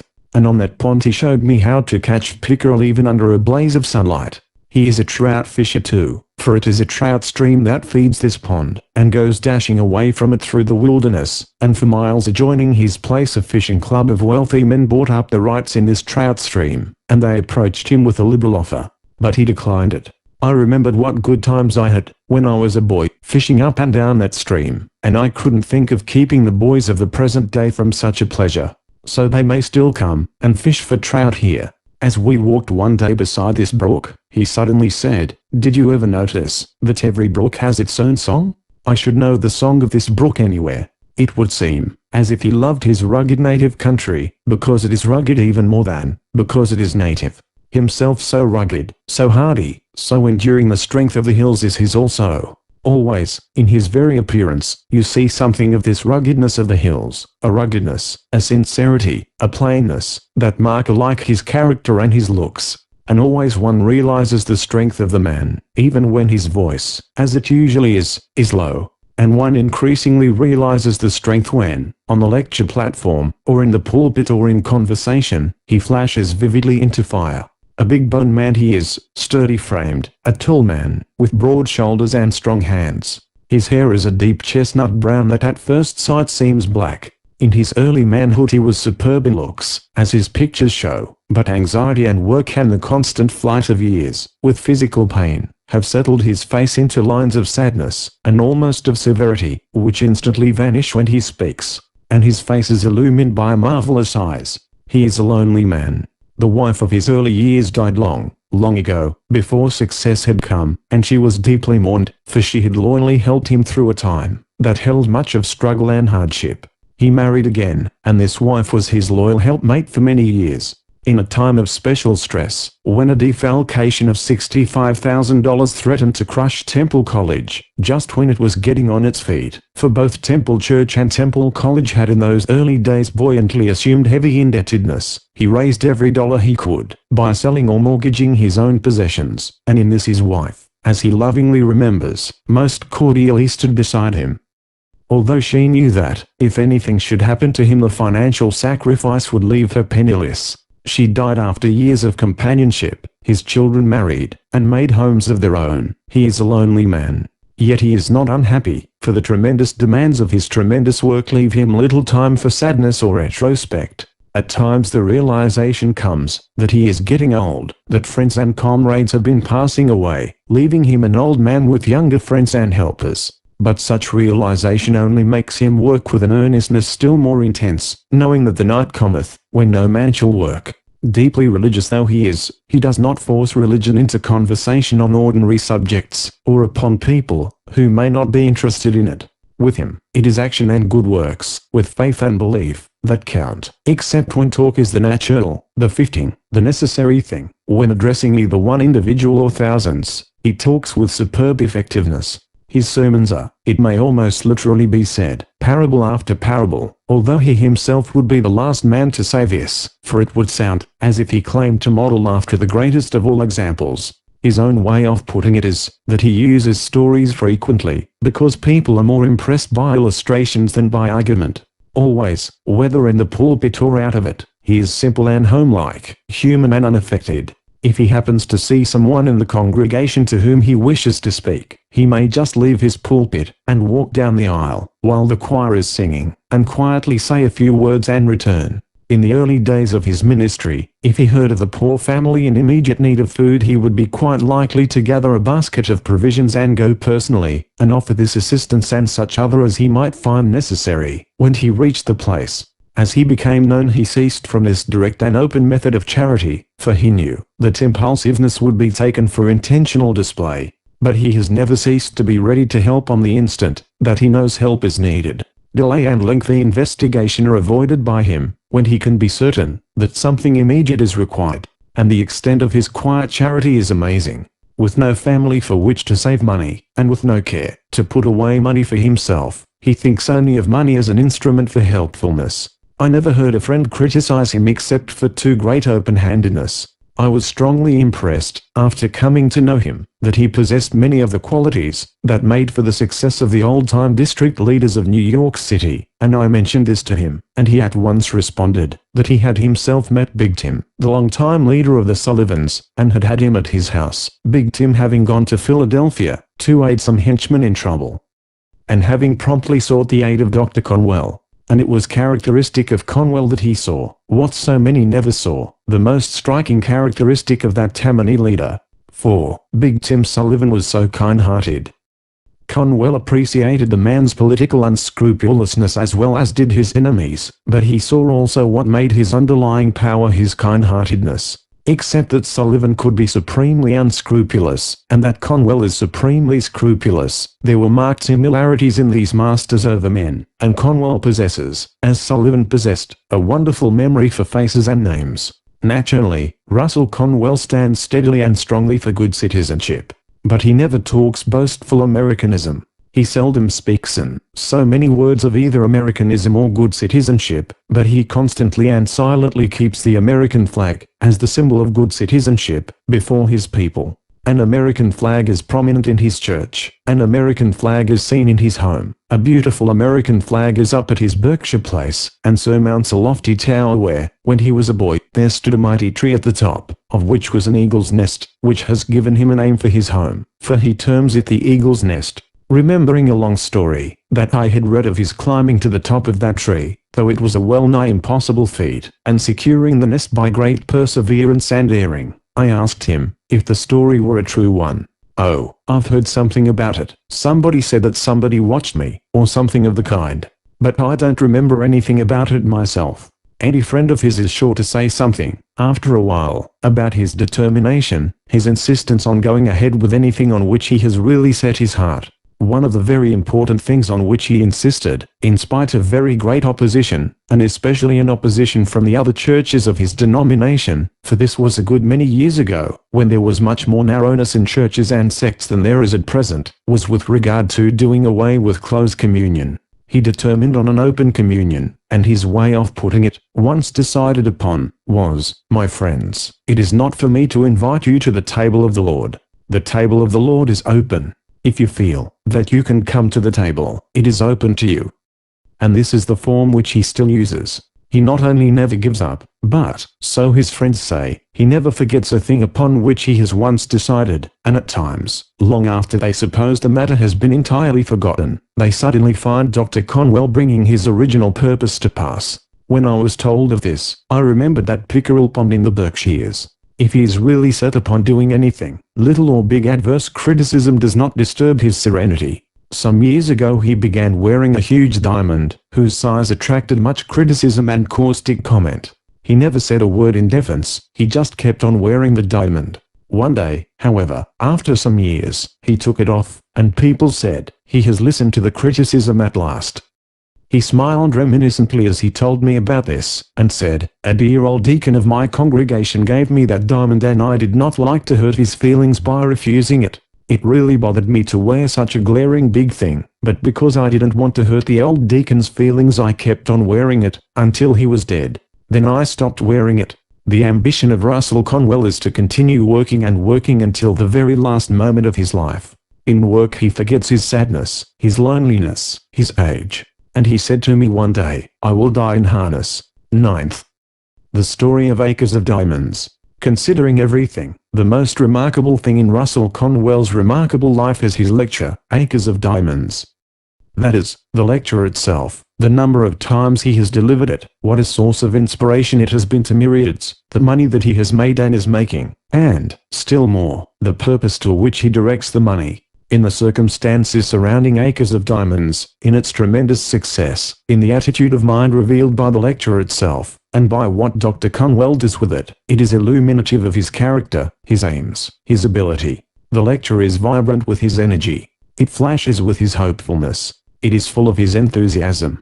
It is packed full of his intensity. It stands for the possibilities of success in every one. He has delivered it over 5,000 times. The demand for it never diminishes. The success grows never less. There is a time in Russell Conwell's youth, of which it is pain for him to think. He told me of it one evening, and his voice sank lower and lower as he went far back into the past. It was of his days at Yale that he spoke, for they were days of suffering. For he had not money for Yale, and in working for more he endured bitter humiliation. It was not that the work was hard, for Russell Conwell has always been ready for hard work. It was not that there were privations and difficulties, for he has always found difficulties only things to overcome, and endured privations with cheerful fortitude. But it was the humiliations, that he met the personal humiliations, that after more than half a century make him suffer. In remembering them yet out of those humiliations, came a marvelous result. "I determined," he says, "that whatever I could do to make the way easier at college for other young men working their way I would do." And so, many years ago, he began to devote every dollar that he made from Acres of Diamonds to this definite purpose. He has what may be termed a waiting list. On that list are very few cases he has looked into personally. Infinitely busy man that he is, he cannot do extensive personal investigation. A large proportion of his names come to him from college presidents who know of students in their own colleges in need of such a helping hand. "Every night," he said, "when I asked him to tell me about it, when my lecture is over, and the check is in my hand, I sit down in my room in the hotel." What a lonely picture, to lie sit down in my room in the hotel, and subtract from the total sum received my actual expenses for that place, and make out a check for the difference, and send it to some young man on my list. And I always send with the check a letter of advice and helpfulness, expressing my hope that it will be of some service to him, and telling him that he is to feel under no obligation, except to his Lord. I feel strongly, and I try to make every young man feel, that there must be no sense of obligation to me personally. And I tell them that I am hoping to leave behind me men who will do more work than I have done. Don't think that I put in too much advice," he added, with a smile, "for I only try to let them know that a friend is trying to help them." His face lighted as he spoke. "There is such a fascination in it," he exclaimed. "It is just like a gamble. And as soon as I have sent the letter, and crossed a name off my list, I am aiming for the next one." And after a pause he added, "I do not attempt to send any young man enough for all his expenses, but I want to save him from bitterness, and each check will help.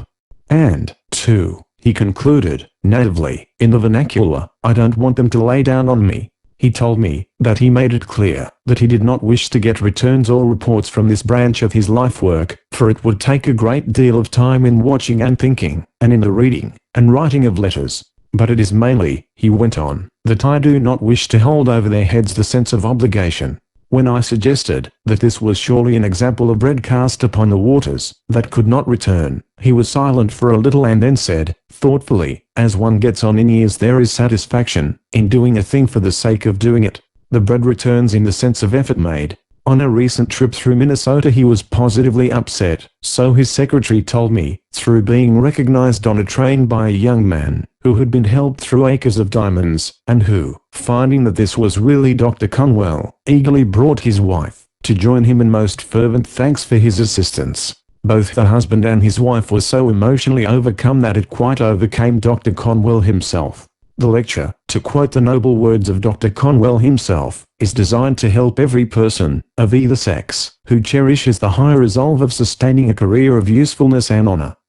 It is a lecture of helpfulness, and it is a lecture, when given with Conwell's voice, and face and manner, that is full of fascination. And yet it is also simple. It is packed full of inspiration, of suggestion, of aid. He alters it to meet the local circumstances of the thousands of different places in which he delivers it. But the base remains the same, and even those to whom it is an old story will go to hear him time after time. It amuses him to say that he knows individuals who have listened to it 20 times. It begins with a story told to Conwell by an old Arab that two journeyed together toward Nineveh, and, as you listen, you hear the actual voices and you see the sands of the desert and the waving palms. The lecturer's voice is so easy, so effortless, it seems so ordinary and matter-of-fact, yet the entire scene is instantly vital and alive.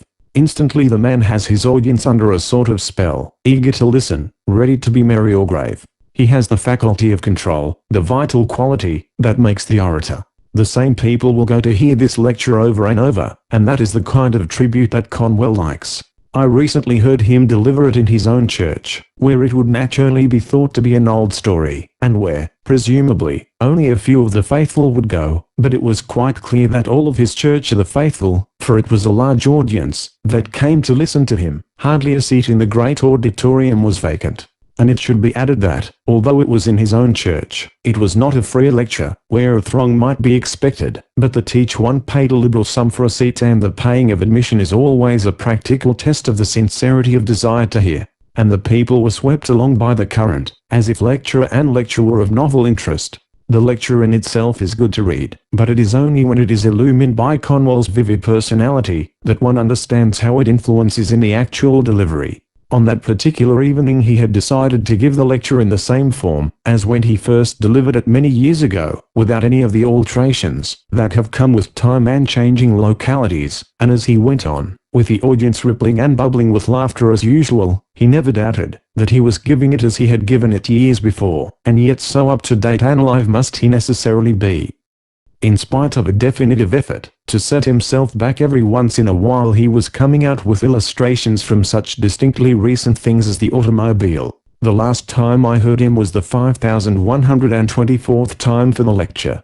Doesn't it seem incredible? 5,124 times I noticed that he was to deliver it at a little out-of-the-way place, difficult for any considerable number to get to, and I wondered just how much of an audience would gather, and how they would be impressed. So I went over from there. I was a few miles away. The road was dark, and I pictured a small audience, but when I got there I found the church building in which he was to deliver the lecture had a seating capacity of 830, and that precisely 830 people were already seated there, and that a fringe of others were standing behind. Many had come from miles away, yet the lecture had scarcely, if at all, been advertised. But people had said to one another, "Aren't you going to hear Dr. Conwell?" And the word had thus been passed along. I remember how fascinating it was to watch that audience, for they responded so keenly, and with such heartfelt pleasure throughout the entire lecture. And not only were they immensely pleased and amused, and interested, and to achieve this at a crossroads church was in itself a triumph to be proud of, but I knew that every listener was given an impulse toward doing something for himself and for others, and that with at least some of them the impulse would materialize in acts. Over and over one realizes what a power such a man wields, and what an unselfishness. For, far on in years as he is, and suffering pain, he does not chop down his lecture to a definite length. He does not talk for just an hour, or go on grudgingly for an hour and a half. He sees that the people are fascinated and inspired, and he forgets pain. ignores time, forgets that the night is late, and that he has a long journey to go to get home, and keeps on generously for 2 hours, and everyone wishes it with 4. Always he talks with ease and sympathy. There are geniality, composure, humor, simple and homely jests, yet never does the audience forget that he is every moment in tremendous earnest. They bubble with responsive laughter, or are silent in riveted attention. A stir can be seen to sweep over an audience, of earnestness or surprise or amusement or resolve. When he is grave and sober or fervid, the people feel that he is himself a fervidly earnest man, and when he is telling something humorous there is on his part almost a repressed chuckle, a genial appreciation of the fun of it, not in the least as if he were laughing at his own humor, but as if he and his hearers were laughing together at something of which they were all humorously cognizant. Myriad successes in life have come through the direct inspiration of this single lecture. One hears of so many that there must be vastly more that are never told. A few of the most recent were told me by Dr. Conwell himself, one being of a farmer boy who walked a long distance to hear him. On his way home, so the boy, now a man, has written him, he thought over and over of what he could do to advance himself, and before he reached home he learned that a teacher was wanted at a certain country school. He knew he did not know enough to teach, but was sure he could learn, so he bravely asked for the place. And something in his earnestness made him win a temporary appointment. Thereupon he worked and studied so hard and so devotedly, while he daily taught, that within a few months he was regularly employed there. And now, says Conwell, abruptly, with his characteristic skimming over of the intermediate details between the important beginning of the thing and the satisfactory end, and now that young man is one of our college presidents. And very recently a lady came to Dr. Conwell, the wife of an exceptionally prominent man who was earning a large salary, and she told him that her husband was so unselfishly generous with money that often they were almost in straits. And she said they had bought a little farm as a country place, paying only a few $100s for it, and that she had said to herself, laughingly, after hearing the lecture, "There are no acres of diamonds on this place." But she also went on to tell that she had found a spring of exceptionally fine water there, although in buying they had scarcely known of the spring at all, and she had been so inspired by Conwell that she had had the water analyzed, and, finding that it was remarkably pure, had begun to have it bottled and sold under a trade name as special spring water. And she is making money. And she also sells pure ice from the pool, cut in winter time and all, because of acres of diamonds. Several millions of dollars, in all, have been received by Russell Conwell as the proceeds from this single lecture. Such a fact is almost staggering, and it is more staggering to realize what good is done in the world by this man, who does not earn for himself, but uses his money in immediate helpfulness. And one can neither think nor write with moderation when it is further realized that far more good than can be done directly with money he does by uplifting and inspiring with this lecture. Always his heart is with the weary and the heavy laden. Always he stands for self-betterment. Last year, 1914, he and his work were given unique recognition, for it was known by his friends that this particular lecture was approaching its 5,000th delivery, and they planned a celebration of such an event in the history of the most popular lecture in the world. Dr. Conwell agreed to deliver it in the Academy of Music, in Philadelphia, and the building was packed, and the streets outside were thronged. The proceeds from all sources for that 5,000th lecture were over $9,000. The hold which Russell Conwell has gained on the affections and respect of his home city was seen not only in the thousands who strove to hear him, but in the prominent men who served on the local committee in charge of the celebration. There was a national committee too, and the nationwide love that he has won, the nationwide appreciation of what he has done, and is still doing, was shown by the fact that among the names of the notables on this committee were those of 9 governors of states. The governor of Pennsylvania was himself presented to Russell Conwell honor, and he gave to him a key emblematic of the freedom of the state. The freedom of the state, yes, this man, well over 70, has won it. The freedom of the state, the freedom of the nation, for this man of helpfulness, this marvelous exponent of the gospel of success, has worked marvelously for the freedom, the betterment, the liberation, the advancement of the individual. 50 years on the lecture platform. By Russell H. Conwell. An autobiography. What an absurd request. If all the conditions were favorable, the story of my public life could not be made interesting. It does not seem possible that any will care to read so plain and uneventful a tale. I see nothing in it for boasting, nor much that could be helpful. Then I never saved a scrap of paper intentionally concerning my work to which I could refer, not a book, not a sermon, not a lecture, not a newspaper notice or account, not a magazine article, not one of the kind biographies written from time to time by noble friends have I ever kept even as a souvenir, although some of them may be in my library. I have ever felt that the writers concerning my life were too generous, and that my own work was too hastily done. Hence I have nothing upon which to base an autobiographical account, except the recollections which come to an overburdened mind.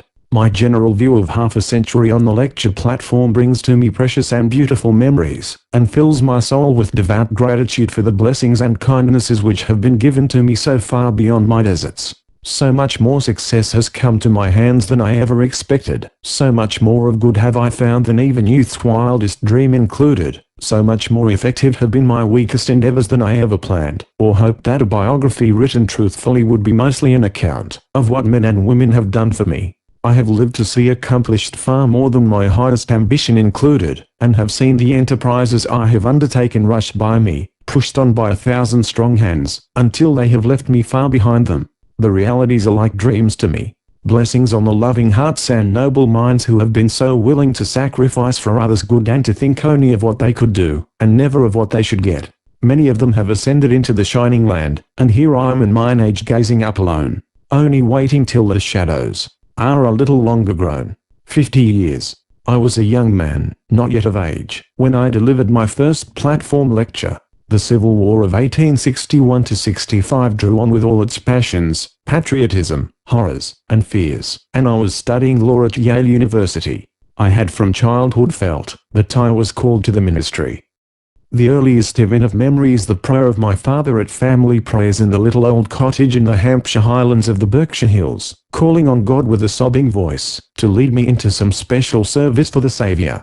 It filled me with awe, dread, and fear, and I recoiled from the thought, until I determined to fight against it with all my power. So I sought for other professions, and for decent excuses for being anything but a preacher. Yet while I was nervous and timid before the class in declamation and dreaded to face any kind of an audience, I felt in my soul a strange impulsion toward public speaking which for years made me miserable. The war and the public meetings for recruiting soldiers furnished an outlet for my suppressed sense of duty, and my first lecture was on the lessons of history as applied to the campaigns against the Confederacy. That matchless temperance orator and loving friend, John B. Goff, introduced me to the little audience in Westfield, Massachusetts, in 1862. What a foolish little schoolboy speech it must have been. But Mr. Goff's kind words of praise, the bouquets and the applause, made me feel that somehow the way to public oratory would not be so hard as I had feared. From that time I acted on Mr. Goff's advice, and sought practice by accepting almost every invitation I received to speak on any kind of a subject.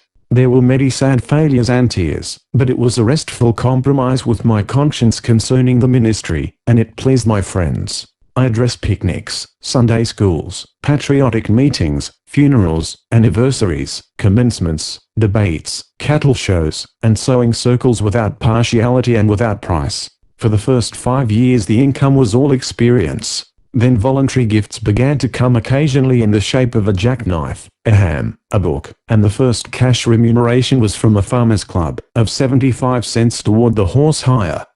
It was a curious fact that one member of that club afterward moved to Salt Lake City, and was a member of the committee at the Mormon Tabernacle in 1872 which, when I was a correspondent, on a journey around the world, employed me to lecture on men of the mountains in the Mormon Tabernacle, at a fee of $500. While I was gaining practice in the first years of platform work, I had the good fortune to have profitable employment as a soldier, or as a correspondent or lawyer, or as an editor, or as a preacher, which enabled me to pay my own expenses, and it has been seldom in the 50 years that I have ever taken a fee for my personal use. In the last 36 years I have dedicated solemnly all the lecture income to benevolent enterprises. If I'm antiquated enough for an autobiography, perhaps I may be aged enough to avoid the criticism of being an egotist when I state that some years I delivered one lecture, Acres of Diamonds, over 200 times each year, at an average income of about $150 for each lecture. It was a remarkable good fortune which came to me as a lecturer when Mr. James Redpath organized the first lecture bureau ever established. Mr. Redpath was the biographer of John Brown of Harper's Ferry renown, and as Mr. Brown had been long a friend of my father's, I found employment, while a student on vacation, in selling that life of John Brown. That acquaintance with Mr. Redpath was maintained until Mr. Redpath's death. To General Charles H. Taylor, with whom I was employed for a time as reporter for the Boston Daily Traveler, I was indebted for many acts of self-sacrificing friendship which softened my soul as I recalled them. He did me the greatest kindness when he suggested my name to Mr. Redpath as one who could fill in the vacancies in the smaller towns, where the great lights could not always be secured. What a glorious galaxy of great names this original list of Redpath lecturers contained! Henry Ward Beecher, John B. Goff, Senator Charles Sumner, Theodore Tilton, Wendell Phillips, Mrs. Mary A. Livermore, Bayard Taylor, Ralph Waldo Emerson, with many of the great preachers, musicians, and writers of that remarkable era. Even Dr. Holmes, John Whittier, Henry W. Longfellow, John Lothrop Motley, George William Curtis, and General Burnside were persuaded to appear 1 or more times, although they refused to receive pay. I cannot forget how ashamed I felt when my name appeared in the shadow of such names, and how sure I was that every acquaintance was ridiculing me behind my back. Mr. Bayard Taylor, however, wrote me from the Tribune office a kind note saying that he was glad to see me on the road to great usefulness. Governor Claflin, of Massachusetts, took the time to send me a note of congratulation. General Benjamin F. Butler, however, advised me to stick to the last, and be a good lawyer. The work of lecturing was always a task and a duty. I do not feel, now that I ever sought to be an entertainer. I am sure I would have been an utter failure, but for the feeling that I must preach some gospel truth in my lectures, and to at least that much toward that ever-persistent call of God. When I entered the ministry, 1879, I had become so associated with the lecture platform in America and England, that I could not feel justified in abandoning so great a field of usefulness. The experiences of all our successful lecturers are probably nearly alike. The way is not always smooth, but the hard roads, the poor hotels, the late trains, the cold halls, the hot church auditoriums, the overkindness of hospitable committees, and the broken hours of sleeper annoyances one soon forgets, and the hosts of intelligent faces, the messages of thanks, and the effects of the earnings on the lives of young college men can never cease to be a daily joy. God bless them all. Often have I been asked if I did not, in 50 years of travel in all sorts of conveyances, meet with accidents. It is a marvel to me that no such event ever brought me harm. In a continuous period of over 27 years I delivered about 2 lectures in every 3 days, yet I did not miss a single engagement. Sometimes I had to hire a special train, but I reached the town on time, with only a rare exception, and then I was but a few minutes late. Accidents have preceded and followed me on trains and boats, and were sometimes in sight, but I was preserved without injury through all the years. In the Johnstown flood region I saw a bridge go out behind our train. I was once on a derelict steamer on the Atlantic for 26 days. At another time a man was killed in the berth of a sleeper I had left half an hour before. Often have I felt the train leave the track, but no one was killed. Robbers have several times threatened my life, but all came out without loss to me. God and man have ever been patient with me. Yet this period of lecturing has been, after all, a side issue. The Temple, and its church, in Philadelphia, which, when its membership was less than 3,000 members, for so many years contributed through its membership over $60,000 a year for the uplift of humanity, has made life a continual surprise, while the Samaritan Hospital's amazing growth, and the Gerritsen Hospital's dispensaries, have been so continually ministering to the sick and poor, and have done such skillful work for the tens of thousands who ask for their help each year, that I have been made happy, while away lecturing by the feeling, that each hour and minute they were faithfully doing good. Temple University, which was founded only 27 years ago, has already sent out into a higher income and nobler life nearly 100,000 young men and women who could not probably have obtained an education in any other institution.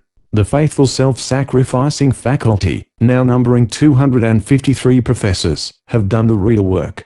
For that I can claim but little credit, and I mention the university here only to show that my 50 years on the lecture platform has necessarily been a sideline of work. My best-known lecture, Acres of Diamonds, was a mere accidental address, at first given before a reunion of my old comrades of the 46th Massachusetts Regiment, which served in the Civil War, and in which I was captain. I had no thought of giving the address again, and even after it began to be called for by lecture committees I did not dream that I should live to deliver it, as I now have done, almost 5,000 times. What is the secret of its popularity? I could never explain to myself or others. I simply know that I always attempt to enthuse myself on each occasion with the idea that it is a special opportunity to do good, and I interest myself in each community, and apply the general principles with local illustrations. The hand which now holds this pen must in the natural course of events soon cease to gesture on the platform, and it is a sincere, prayerful hope that this book will go on into the years doing increasing good for the aid of my brothers and sisters in the human family.